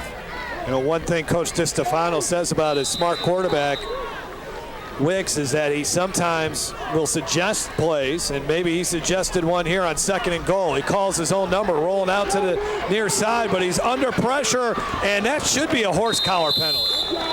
Yeah, you're right. That looked like he got him by that horse. It's hard to see sometimes when they're coming from the backside. Did he get jersey or did he get more of that collar neck area? Maybe we'll be, let's see here on the replay. Let's see if he got the lower jersey or did he get up around that neck area. That's the area they want to protect. And hard to see, but you can still see why they have called those horse collars penalties, because it's such a dangerous play, and you can see he went down awkwardly there. Well, they did not call it, so it looks like he did get the bottom part of the jersey instead of the shoulder pads. So 3rd and goal. Marceline lined up as the tailback, spins and turns his way and leaps into the end zone for a touchdown. Touchdown, Green Devils. Well, Marceline, that's what we've seen here in this second half, and he's putting this team on his back, and he's willed him back to a tie football, well, potentially a tie football game if they can convert the extra point.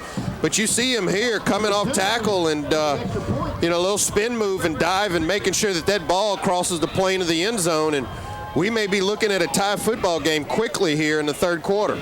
Austin Lejeune with a big extra point here. And that is through the upright, and the cannon goes off once again from Plaquemine High School, and we're all tied up with 3:01 left to go in the third quarter. 21-21 our score. This is the Cox Ford Game of the Week on CST.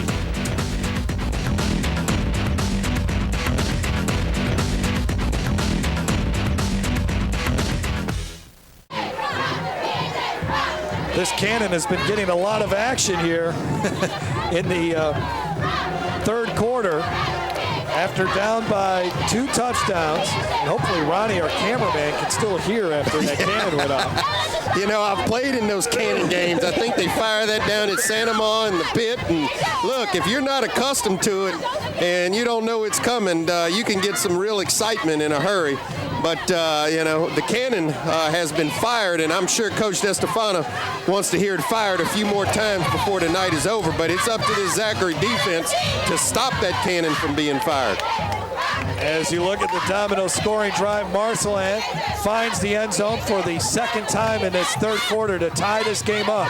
So what was once a 21-7 lead for Zachary, it's now gone. And we're all tied up with basically 15 minutes of football left. Yeah, and you can see the momentum has shifted even with the cheerleaders. It was the Plaquemine folks, the Zachary folks dancing around in the first half, but now it's the cheerleaders and the Plaquemine side that's getting real active and excited, and they know that their football team is back in this game, and we've got a brand new game, 21-21.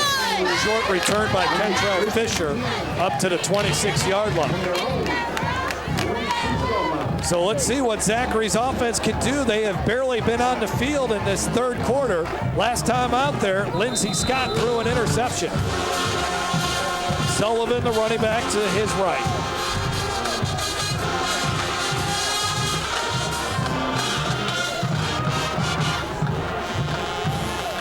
Scott surveying the defense. And the handoff to Sullivan, and he's brought down. Good penetration into the backfield. Jerron Hooks making the play. Getting back in, getting into the Zachary backfield was the key for Plaquemine tonight defensively. Jerron Hooks did it there. Yeah, and it's going to be up to Lindsey Scott to really get this. Here we go. You can see here just the option read there with Mr. Sullivan, but nothing brewing there, no daylight there. And, Mr. Scott is going to have to get his football team going again. Back to pass is Scott, and off the hands of his intended receiver as Chris Carrier could not hang on to it, and it's now 3rd down and 8. And that ball had a lot of heat on it for such a short route, a 5 to 7 yard route. But, again, Chris Carrier probably should have come up with that one. And you got to help your young quarterback out. Make those catches for him. Make the down and distance a little bit more manageable. The Plaquemine fans on their feet on this 3rd down and long. Zachary's offense hasn't done much since scoring right at the end of the second quarter. Scott now back to pass, got time to throw. Heaves it in, nice catch there by Bryson Dunn, and he turns upfield across the 40 and then pushed out of bounds at the 34-yard line. We've seen Plaquemine convert on a lot of 3rd and longs, and Zachary converts on one there. Bryson Dunn, his second big play of the game. And this was a big-time throw. Watch Lindsey Scott deliver this ball, 2-3-step drop, and just delivers it with authority, in timing, in rhythm to Bryson Dunn, and that was a big-time throw, and that's the momentum that this Zachary offense needed on a 3rd down conversion. The defensive back, Chaz Edwards, fell down on the play. That play comes right into your living room. Keeping it this time, and no one knows he's got it, is Scott all the way to the 15-yard line. Great fake on the read option by Neil Weiner's quarterback, Lindsey Scott. Well, and that time he looked like his dad running the football. His dad was a good running back for the Southern Jaguars, and he showed that he's got some running ability there too. And inside the red zone for Zachary, the Marines red zone, as they have the ball at the 14. What a way to respond here for the Broncos after losing a 2-touchdown lead. Lindsey Scott has the Broncos on the move. Looking here now, rolls to his right, the pass, and that's complete to his running back Sullivan, and Sullivan gets all the way to the 5-yard line, a couple yards shy of the first down, but a nice play on first down for the Broncos. Well, this was a big drive for Zachary. It has been a big drive, and here you go. You can see Sullivan coming. Here you go with the completion out the backfield and into your living room there on the shot. But this has been a big drive for Zachary to come back off of those 2 early touchdowns by Plaquemine here at the start of the second half. Just over a minute to go in this third quarter. 2nd down and about 2 at the 5-yard line for Zachary. To the end zone, touchdown Broncos. Kentrell Fisher, the man we highlighted at the top of our broadcast, makes a play there, and the Broncos are back in the lead. Yeah, that didn't take long, and you see Mr. Fisher on the end of that one. They're 5'3", 130-pound, all-everything wide receiver, kick returner, makes a big play, a good route there, but again, impressive delivery by Lindsey Scott, 2-step drop, and hits him right there in the numbers, and Zachary now retakes the lead in this football game. Extra point, and extra points are going to be huge from here on out in this game, and there's a flag on the play. Well, and as you say that, now you see a penalty flag come out, and this could really impact this extra point. Let's see who they're going to call this against. It's against Plaquemine. So Zachary could have the option if they wanted to go for 2, but you just need the point right here. You need the point. We saw a lot of swinging gate stuff in this game, and his dad, Coach Weiner's dad, used to do that. Dale Weiner, a lot of that swinging gate. But I think you're right. Let's go ahead and get the extra point and make this a 7-point ball game. And he does get it through the upright. So 28-21 is our score. Coach Paul DiStefano will ask his offense once again to mount a drive. They've already scored twice in this third quarter. Let's now throw it to an interview that was done earlier today. Blair Bainey spoke with Brian Harris, one of our proud sponsors of the Cox 4 Game of the Week. We're down here talking to 28-21. Zachary leading Plaquemine in what has been a very entertaining non-district football game between a 5A school, Zachary Broncos, and a 4A school, the Plaquemine Green Devils, two teams that will most likely find themselves in the postseason this year once again. Back to return, Austin Mitchell, the nephew of Brian Mitchell, a former Raging Cajun great and NFL star. And the kickoff by Zachary's Thomas McHugh. And Mitchell, this time he's running it hard, and he's got a seam. He's got one man to beat to the 40, and then brought down from behind at the 34-yard line. The kicker slowed him up just enough, and that's what I was talking about earlier. Hit that hole when you get the opportunity, and he did, just like his uncle.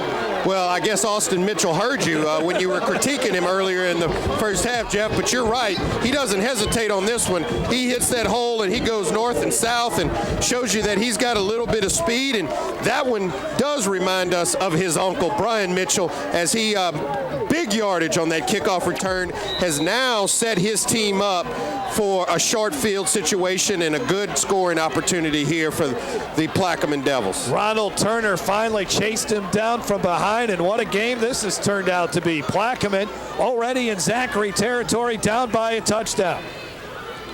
Wicks hands it off to Marcelin, and only a couple of yards. Let's look back at our scoring drive, our domino scoring drive, the first one of the third quarter for the Zachary Broncos that gave them a lead here momentarily, it looks like. And it was the touchdown catch by Fisher, the 5-yard touchdown grab as Coach Neil Weiner's team got back on top. They've led it 14-0.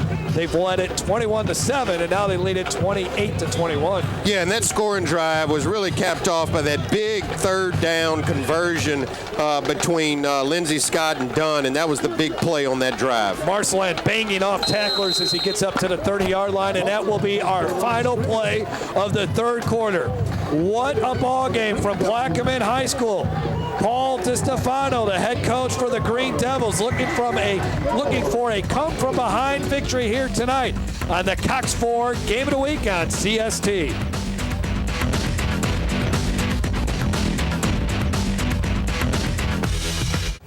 And the Cox 4 Game of the Week is brought to you by ITI Technical College. ITI believes education is an important step to finding a rewarding career in today's fast-paced world.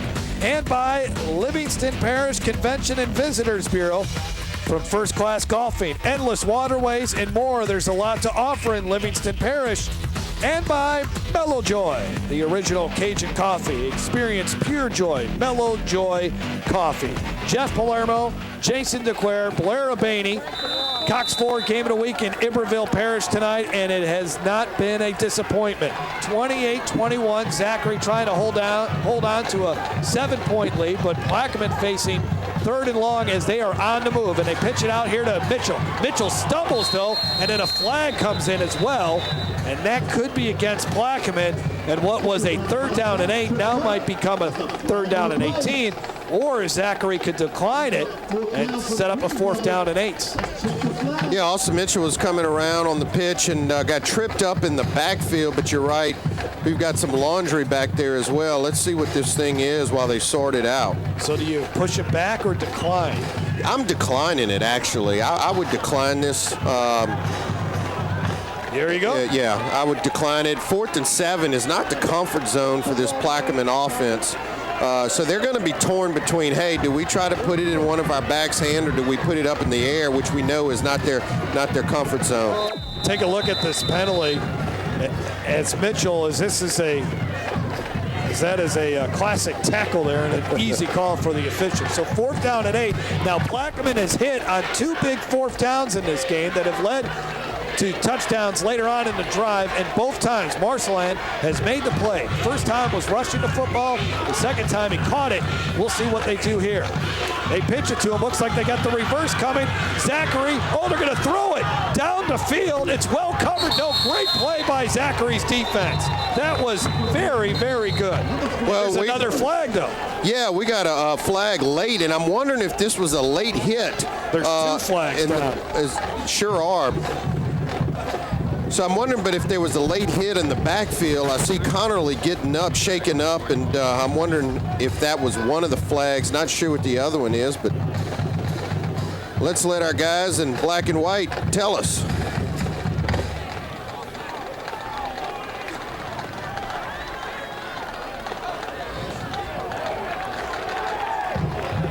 So we'll do it all over again. 4th down and 8. That was a lot of excitement for us not to really have an official play. Well, and this goes to what I was saying earlier. 4th and 7 is not the comfort zone for Plaquemine. It's not a comfort. 4th and 7 is not a comfort zone for any team. But nevertheless, if you don't pass the ball really well, you got to come up with some other ways to get the ball down the field. We saw a lot of trickery, an end around, a flip, and a pitch, and ineligible man downfield. But fortunately, there was a late hit on the passer, and that bailed him out, offsetting penalty. So we're going to do it again. Well, let's see what Paul DiStefano has up his sleeve this time. Because that was, there was a lot to that last play, but you got to credit Zachary. They defended that perfectly. Wicks rolling out to his left. Throws towards the end zone, and it's off the hands of his intended receiver, Austin Mitchell.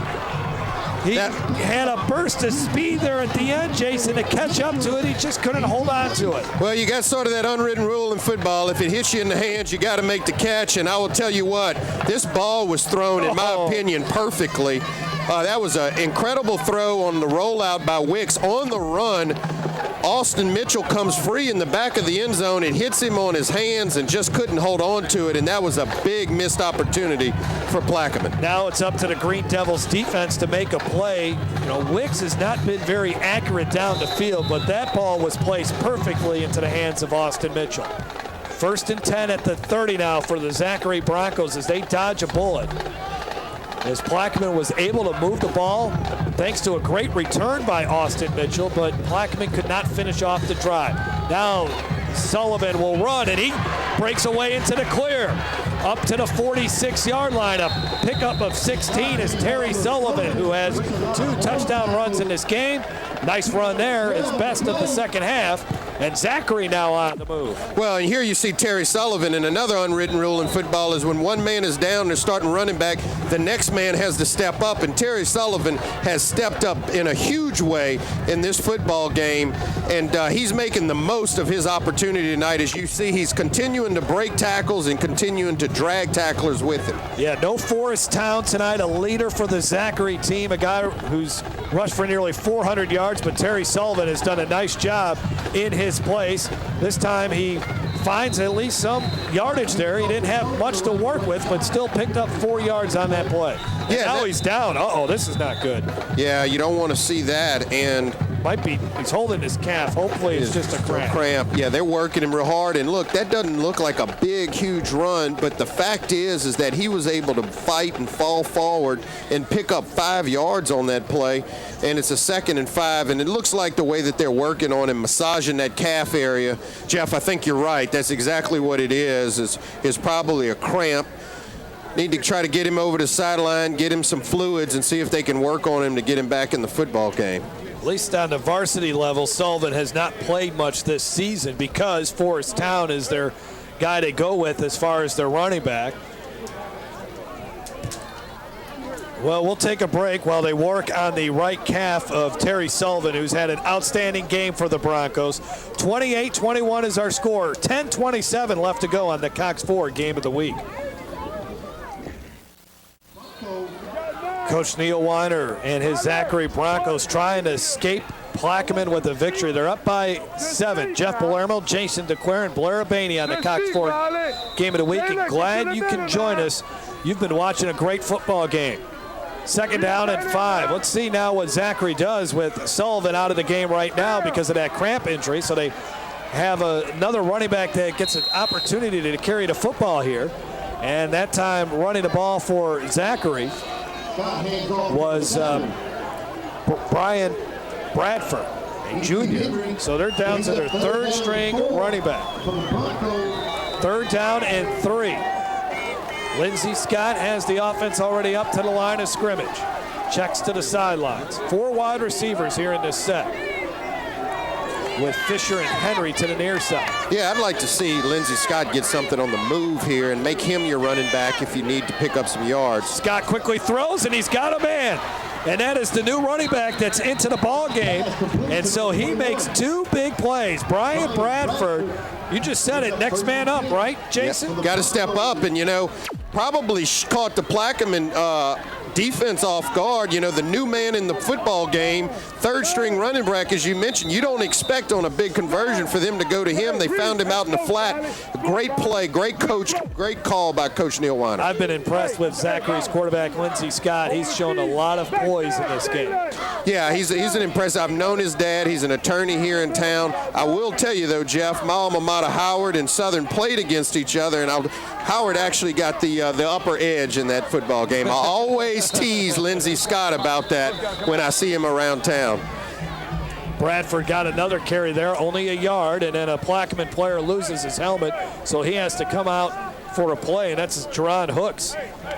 The defensive line for this Plaquemine team is the strength, even though Devon Godchow, the LSU commitment, out for the season, but they still consider it a strength on this defense, and they need this D-line to make some plays here with Zachary moving the football as we approach the midway point of this 4th quarter. 2nd down and about 8. Lindsey Scott barking out the signals. Throws, and he fired that one incomplete, and then some contact afterwards, but no flags or anything like that. Bryson Dunn, the intended receiver, who's made 2 big plays, including the touchdown catch at the end of the 2nd quarter. 3rd down and 8. We've seen a lot of 3rd and longs tonight. Yeah, we have, and it's probably a good thing that Lindsey Scott threw this ball a little away from Bryson Dunn. Had he actually thrown it where, he was running his route to, there were 2 defenders there, could have been picked off. So 3rd and 8. 3 wide receivers to the near side. Dunn is the lone wide receiver to the top of your screen. As Zachary gets set, Plaquemine showing blitz. I'm telling you. And here goes Scott around the right end, looking for that 1st down marker. Does he have it? Looks like you're going to say he's out of bounds, a couple yards short. So what does Coach Neil Weiner do here? Do you go for it, or do you try to punt it and pin Plaquemine deep in their own territory? Well, let's see how far he has to go. It's I couldn't see how close he was to those sticks, but it's about 3 yards. Yeah, 2 or 3 yards. But I think this is the right call. Keep the ball in the hands of your offense. Don't give them a shot. Get back! 0. Plaquemine trying to get set defensively, and a good timeout here. This is a big play. 4th down and 2. And as we send you to break, we'll look back at the big hits from last week's games on the Cox 4 Game of the Week, brought to you by Donaldson Build Glass and Body. You're watching the Cox 4 Game of the Week.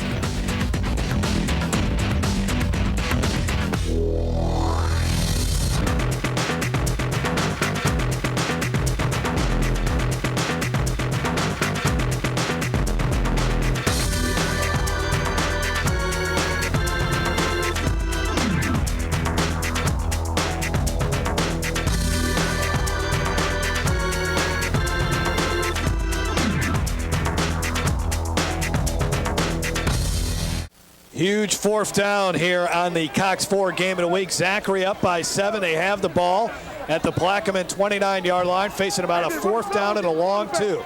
Lindsey Scott, the quarterback, and now a new running back in the backfield as well. And the car, no, Scott keeps it, and he's got the first down. He breaks the tackle, and he's got much more all the way up to the 11, 12-yard line, and that is another great run by Lindsey Scott on the read option. Yeah, he's a very capable runner. We've seen that all night, and I like this call. I would have put the ball in his hands. Your starting running back for tonight went out with a cramp, a good read option, and he read that well and was able to get around the end and pick up not just the first down, but some valuable yardage.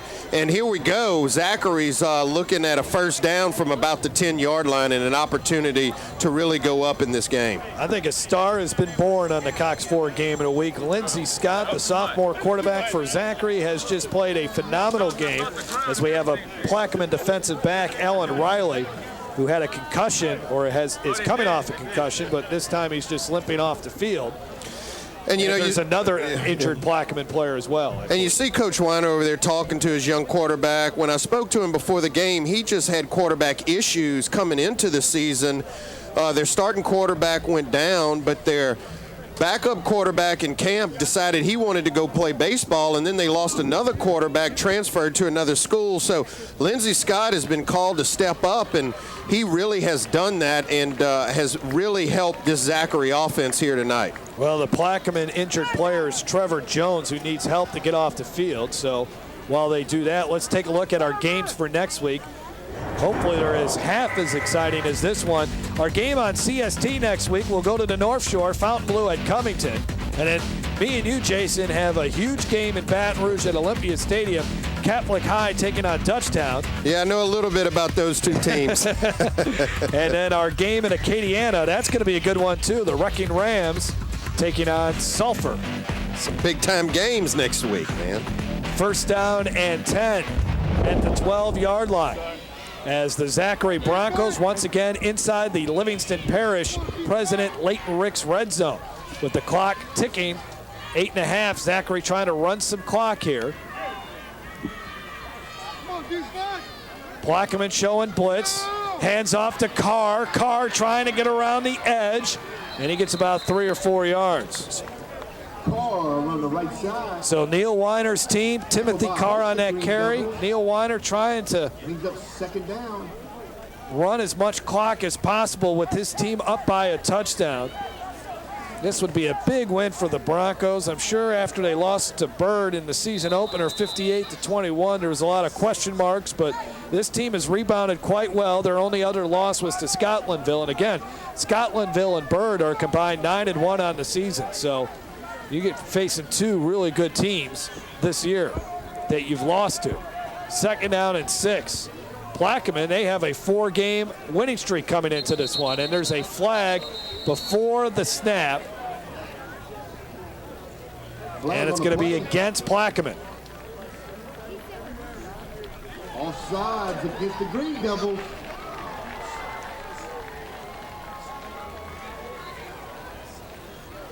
Second down and about 3. Meanwhile, they continue to work on the injured Plaquemine player, Trevor Jones, here on the near sideline. It looks like they may be just trying to retape up his left ankle.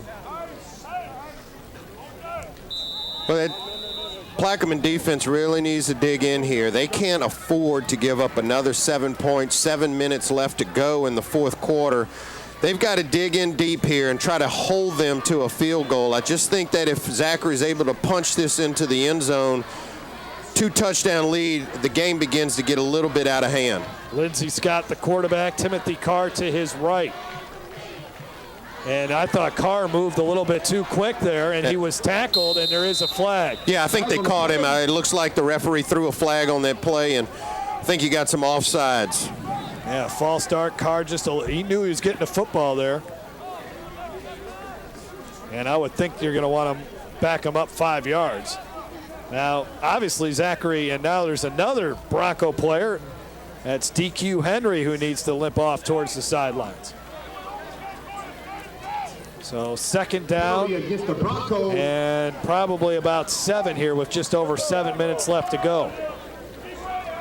Watch Carr, the running back, just a little too anxious.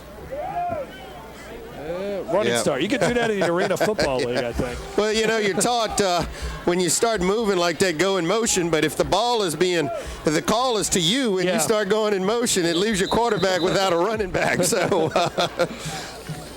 Well, 2nd down and 7. Again, Zachary now basically down to their 3rd and 4th string running backs because Sullivan's out of the game with a cramp. Forest Town did not suit up tonight because of a groin injury.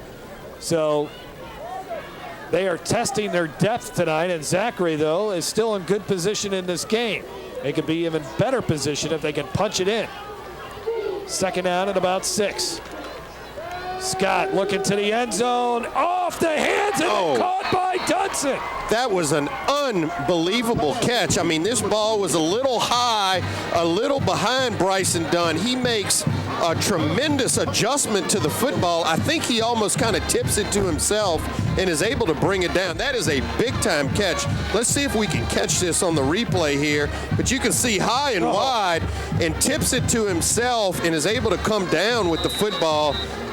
I mean, that's big time. Being able to adjust like that and the agility to make that catch, and that is going to be a big score here for Zachary. Bryson Dunn has and they missed the extra point there, so it's just a 13-point game. But Dunn's touchdown at the end of the 2nd quarter, and then that touchdown catch there, a circus-like catch, has helped Zachary extend its lead. They're back up to 13 points. 34-21. Does Plaquemine have another rally in them? We'll find out after this.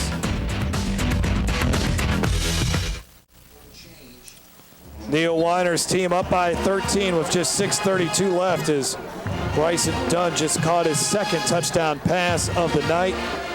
What a play there to cap off another drive, another big play by his quarterback, Lindsey Scott, who's had a tremendous night tonight, as he has thrown 3 touchdown passes, just to 1 interception. And I tell you what, this Zachary team, they've shown a lot tonight. And you see a good look at Coach Neil Weiner there. Of course, the rumor always around this area is he just started hanging out at Zachary until his dad is done to take over that job at Catholic High.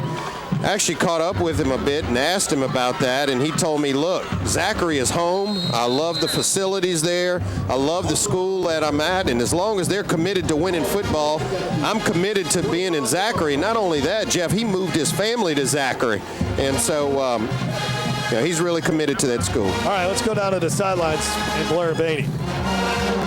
Thanks, guys. Yeah, I got an injury report on Trevor Jones, and basically what they've done is they've wrapped his left ankle, put a lot of ice around it. Not quite sure what the extent of the injury is going to be at this point, but it doesn't look like he's getting back in this game. They're going to take proper precautions.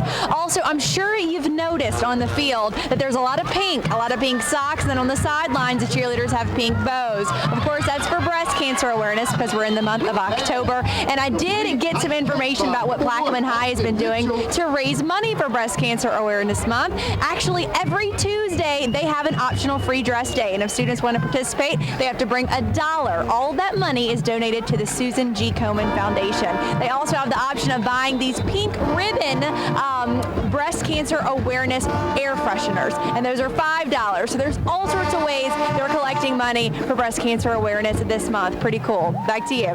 Good stuff, Blair. And Plaquemine back on the move here. They got to hurry up. They're down by 13 as Wicks flings this one over the middle of the field, and again, just a little bit too far for his intended receiver, Damian Oubre. Good coverage.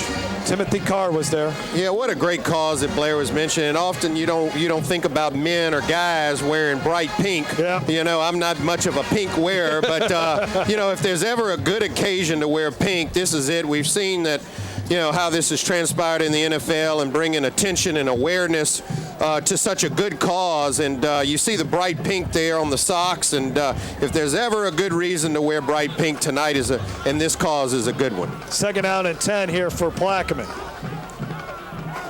DeMaurier Wicks hands it off Marceland, and Marceland chugging his way for a couple of yards, but this Zachary defense, a lot of gang tackling tonight, and that was on display once again on that play. Only a pickup of a couple, and now we're underneath 6 minutes to go. Well, this is going to be a big play here for Plaquemine. I think from here on out, Jeff, it's probably 4 down all the way throughout the game. Even if they don't convert here on 3rd down, I think it's going to be 4 down territory for Plaquemine. Wicks is just going to run it here on 3rd down, spinning and turning, still on his feet, trying to get to that 1st down marker, but he's going to be stopped a yard short. And I think that was the mentality of Coach DeStefano there. That's probably why you saw a called quarterback sneak on a 3rd and 8. I think he knows that it's 4 down territory, and I just want to put my team in a manageable 4th down situation. And you can see here, it's only 4th and a couple, and I'm guessing Mr. Julius. Number 22, get the ball. That's the name of the play here. Marceline time. He's in the backfield. Joining him is Tyler Wesley. And here is Marceline. And he did a nice job because there was some penetration in the backfield, but he was able to avoid a tackler there and just got enough for a 1st down as they moved the chains. Clock stops with 4:57 left to go in the game. Well, he did just enough there to get across the get the nose across the chain there, but that's why you put it in Mr. Marceline's hands. He's your best player, and he was able to grind out those tough 2 yards. Well, when you're down by 13, Marceline, you limit his options, or you got to throw the football more than giving him the ball. Well, and he had a big catch earlier in the first half, and move him around, put him at a receiver, put him at a slot position. Play action fake. Wicks will just run around the end, and he is out of bounds. Hit hard out of bounds on the play. And once again, another big hit. This guy just, Tywan Bearden, that's all he does is just hit players hard. Well, I mentioned it earlier. He brings the love. He brought it again there. He had a big hit on a kickoff return earlier, and you can see why Coach Weiner really likes Tyron Beard. 2nd down and 6. Says he's one of the best players he's ever coached. It's just as far as his attitude, and boy, he also brings it on the football field very well. Inside give. This is Oubre. Good open field tackle. Stops him after maybe a yard or 2, but that was a nice job. Looked like Oubre was going to be able to get some significant yards on that play, but he was brought down after just 2 yards. And Timothy Carr, another safety that's been playing very well for Zachary, making a big-time play here. Perfect. Big play, but you know what, Jeff? They're eating up too much clock. This drive is taking too long. A lot of valuable time is running off the clock. And Marceline's going to be brought down for a loss on 3rd down. Well, they say forward progress got him back to the line of scrimmage, but nice job by that Zachary defensive line. Matthew Morgan there, Payne Rashto also there defensively for the Broncos. And another 4th down coming up for Plaquemine. Yeah, and you can see here, again, they're trying to run a dive to Marceline. I really question that call at this point in the game. You're down by 13 points, a little under 4 minutes left. You had to burn the time out there. You're really going to have to, I know it's not your strong point is throwing the football, but you're going to have to get something a little bit more on the move, and the quarterback is going to have to begin to make some throws down the field if they're going to get back into this football game with the time that's left on the clock. Well, once our game is over with, you definitely want to flip the channel or flip over to the radio and listen to one of the best post-game scoreboard shows, not only in the state but in the country. That is the State Farm Louisiana Prep Scoreboard Show on 104.5 ESPN Baton Rouge and simulcasting on 104.9 FM. Cade Wazan, Todd Black, Jimmy Roy recap scores from all around the state. You can listen online as well at 1045ESPN.com or through the 1045 Baton Rouge app on your Android or Apple smartphone device. Again, next week, me and Jason for the Baton Rouge Cox 4 game of the week will be at Catholic High for Catholic and Dutchtown. The CST game will be Fontainebleau versus Covington. But a big 4th down coming up here. They need to get the football to the 37. So 4th down and a short 3 as Wicks rolls out, throws, and he's got a man. 1st down. Austin Mitchell to the 26-yard line. Boy, Plaquemine has been money on 4th down tonight. Well, Austin Mitchell missed a big one in the end zone earlier, but here he makes up for it.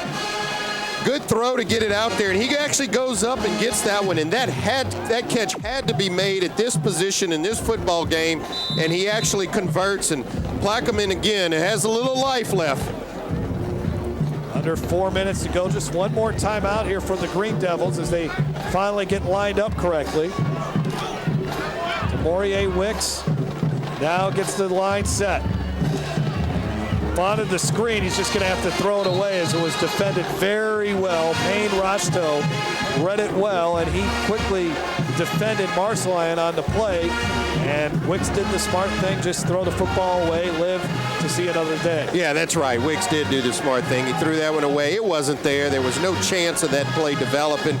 You preserve a little clock and, live to fight another day, as you mentioned, Jeff.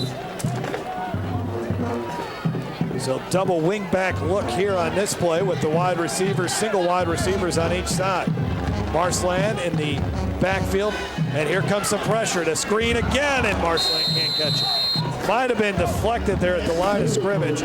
Zachary has done very well as far as defending any of the screens that Plaquemine has tried to run, and it's 3rd down and 10. Yeah, and Timothy Carr was applying a lot of heat from the weak side on that play. And Wicks was just barely able to get that football off, lofted a little outside the outstretched hands of Marcelin. But it looks like here, they're really, again, going to have to put the ball up in the air on 3rd and 10. Good job by Matthew Morgan to read that screen, and he was all over Marcelin again. Wicks rolls to his left, throws, and incomplete. So Plaquemine now facing 4th down and 10, and this is another 4th down. Plaquemine's done better on 4th down than 3rd down tonight, though. Yeah, I'm not sure of that play call there. You're running, a 5 or 7 yard out across the field. I mean, that's an NFL type throw that you have to make there to pull it off. And even if it's completed, you're only getting 5 to 7 yards. I think they need to challenge him a little bit more vertically. DeMaurier Wicks has thrown the ball a ton tonight. He only came into this game with just 52 pass attempts. I'm sure he's well over 20 for this game alone. Plaquemine, some confusion here, making sure they don't have much time here to get off the play. And he finally got it off. He's got all time to throw over the middle, batted around, and an incomplete. No flags on the play. Marcelin was over the middle of the field. That's who they tried to get the football to, but a great job by Kari Lowe, it appears, who's playing on an injured MCL. He makes the big pass deflection here, number 6 for Zachary. Yeah, this was bang, bang, and I was looking to see if maybe he showed up or arrived a little bit early, but, it was kind of a bang-bang play there, and obviously the ref said no, he wasn't there early, and, that might just about seal this ball game with 3:20 left to go in the 4th quarter. But how about number 6, Kari Lowe, playing with an injured MCL. He just keeps going out there, guts it out, and makes the big defensive play. Now, Plaquemine with just the one timeout here as Timothy Carr runs the football up the middle. And we'll see when Plaquemine decides to use that timeout. But this will be a great win for Zachary and a tough loss for Plaquemine, who came into this game on a 4-game winning streak. But Zachary defensively, you got to give them a lot of credit. Plaquemine averaging 37 points a game. And defensively, Neil Weiner's team did a tremendous job tonight. And that's something for those that have been following Zachary football. They've been winning a lot of games recently on offense. And now they're winning games with defense. And they did pretty well offensively here tonight, too, putting up 34 points. Good run here by Carr. Gets very close to the 1st down. In fact, he has it based on the mark from the official.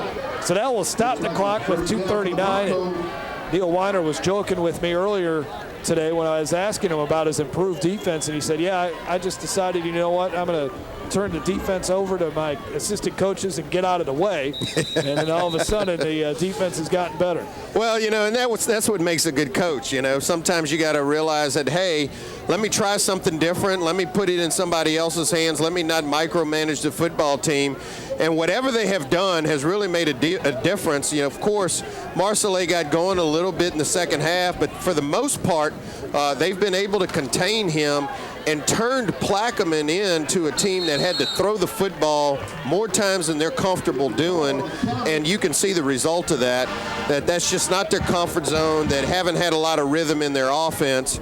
And that's a lot of credit to that Zachary Bronco defense. And also, as you mentioned, Jeff, this is a big, big victory, momentum for Zachary heading into a big, big district game against Central next week. 2nd down and 6. Central's 4-1 on the season. We'll see Zachary once again when they host Denham Springs on November 1st. That will be on the Cox Ford game of the week, so we'll be looking forward to that game. 2nd down and 6. And Carr gets another carry, stumbles at the line of scrimmage. Let's look at our contour airing it out. And we go back to the end of the 2nd quarter, Jason, and this was a huge touchdown, just 4 seconds on the clock, when Lindsey Scott finds Bryson Dunn in the end zone. Yeah, Jeff, and you called this when you said, hey, what about Mr. Dunn? Well, there you have him, Jeff. He's right there in the back of the end zone, and that was a big, big momentum shift for Zachary going in up 3 scores at the half. Plaquemine was able to rebound, come back out after the second half and get 2 quick touchdowns, but again, that was a big play and one of the big differences of this game, and that was our contour airing it out. And Lindsey Scott did a lot of airing it out tonight, and I'm telling you, what a big ball game for him. He really grew up tonight, as I think, as a sophomore, and now probably earned the confidence not of his just of his coaches, but of his teammates, and taking the most of the opportunities and really I can see him starting to gel in this offense. I don't know when their backup will be back and healthy. Brown is supposed to be back next week, is what Blair reported earlier today, but after this 3 touchdown performance by Scott, 2 of them to Bryson Dunn, it would be hard for you to sit him after what a great performance. Just had the 1 interception here tonight. Well, and think about this too. Keon Brown was a converted running back and moved him to quarterback. They're a little nicked up, but with Sullivan and Town out, so you never know. They might say, well, Brown, look, why don't you go back to your natural position of running back, and let's see if Lindsey Scott and you in the backfield can really be a dual threat for us. 3rd down and about 6 here for Scott. Hands off to Carr around the right end, and boy, good run there as he picks up the 1st down. And that should probably do it here for the Zachary Broncos. The Plaquemine Green Devils will fall to 4-1 on the season, and they will be back at home next week against Bel Air, which I believe is homecoming for the Green Devils. And then they'll visit Lutcher. Lutcher and Plaquemine are expected to be the 2 teams in the district that they're playing in to compete. But Lutcher is off to a 1-4 start this season. So despite a disappointing loss tonight for Coach Paul DiStefano and the Plaquemine Green Devils, they'll get back into district play next week, and that's what the focus will need to be on, and try to finish off this regular season strong as victory formation for the Zachary Broncos. Huge win for Zachary to get this one and improve to 4-2.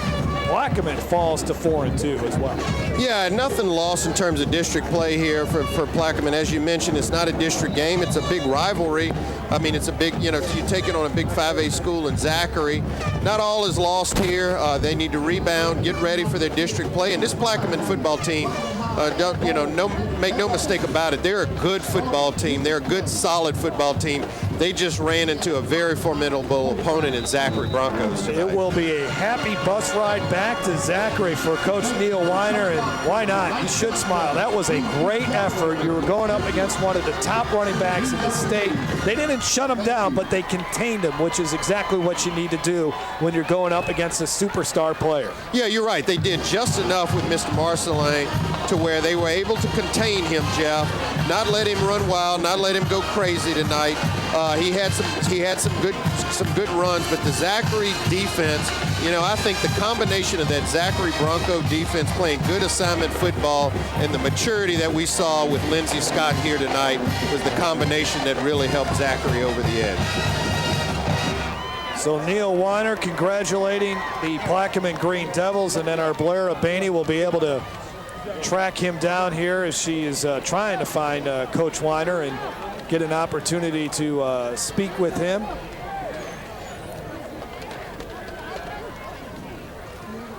Again, next week, our game will be Catholic versus Dutchtown. That will be a huge game. You can see that on Baton Rouge Cox 4. And then on CST, it'll be Covington versus Fontainebleau. So we'll take a break, and then when we come back, Blair Abaney will interview Neil Weiner. We'll also look at our Farm Bureau game-changing play. So a lot to get to as we continue from Plaquemine High School on the Cox 4 Game of the Week. Welcome back to the Cox 4 Game of the Week. We're here talking to Coach Weiner, and this is a really big win for y'all.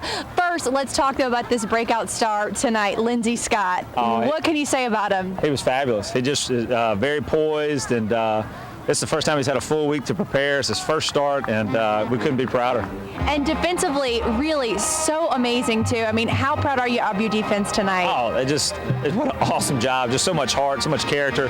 Their offensive line was huge. Their running back, there's a reason why he's the #2 rusher in the state. And for them to go out there and do what they did, it's pretty special.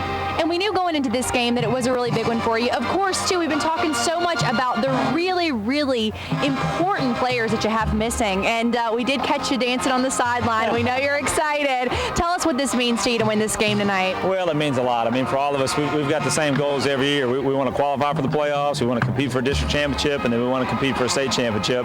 This is a win that really helps us as far as power rankings goes, gets us in the playoffs, gives us a lot of momentum going into district. So we're going to district back next week, and we'll be playing for first place in district, which is where you want to be. Best of luck to you. And of course, next week we're going to be seeing your dad, Catholic, taking on Dutchtown. So do you have any advice for your dad? I try to score more than them. Great advice for Coach Dale Weiner. Thank you so much, Coach Neil Weiner. Another congratulations to you. Of course, that cooler's for you from Farm Bureau Insurance. All right. Nice to see you. All right, Jeb, Jason, up to you. And of course, we're going to see Coach Neil Weiner again, too. Well, Blair, I remember Neil when I was at Catholic High, and I don't know if his dancing has gotten worse or it has improved. Let's take a look at our Farm Bureau game-changing play. Remember, this game was tied up at one point, 21-all, and this was huge. Scott finding Fisher in the end zone for a big score, and that gave the Zachary Broncos a lead that they would never relinquish the rest of the way. Well, you're right, Jeff, and you don't want to say that there's quarterback controversy up in North Baton Rouge, but Lindsey Scott had a great game, a breakout game for him. You know, he was poised is the term that Coach Weiner used. I absolutely agree with him. He did a good job delivering the ball, but he also did a good job running the ball at certain points of this game, and it really helped catapult this Zachary Bronco to a big victory here over the Plaquemine Green Devils tonight. Well, that will do it for our broadcast tonight. We'd like to thank our director, Walter Volpatti, and our producer, Jacob Doyle. Also like to thank the great people at Cox 4, led by Jason Ferret, Eric Coleman, Jim Hogg, and Marlo Lace. Next week, on the CST Game of the Week, we'll be on the North Shore for Fontainebleau at Covington. Our coverage begins at 6:30. And then the Cox 4 Game of the Week in Baton Rouge will be a great matchup in the capital city between the Dutchtown Griffins and the Dale Weiner Catholic Bears. Once again, our final score from this one. Zachary pulls off the upset, defeating Plaquemine 34-21. So for Blair Abaney, Jason DeQuare, I'm Jeff Palermo. Have a great weekend, and thanks for watching the Cox 4 Game of the Week.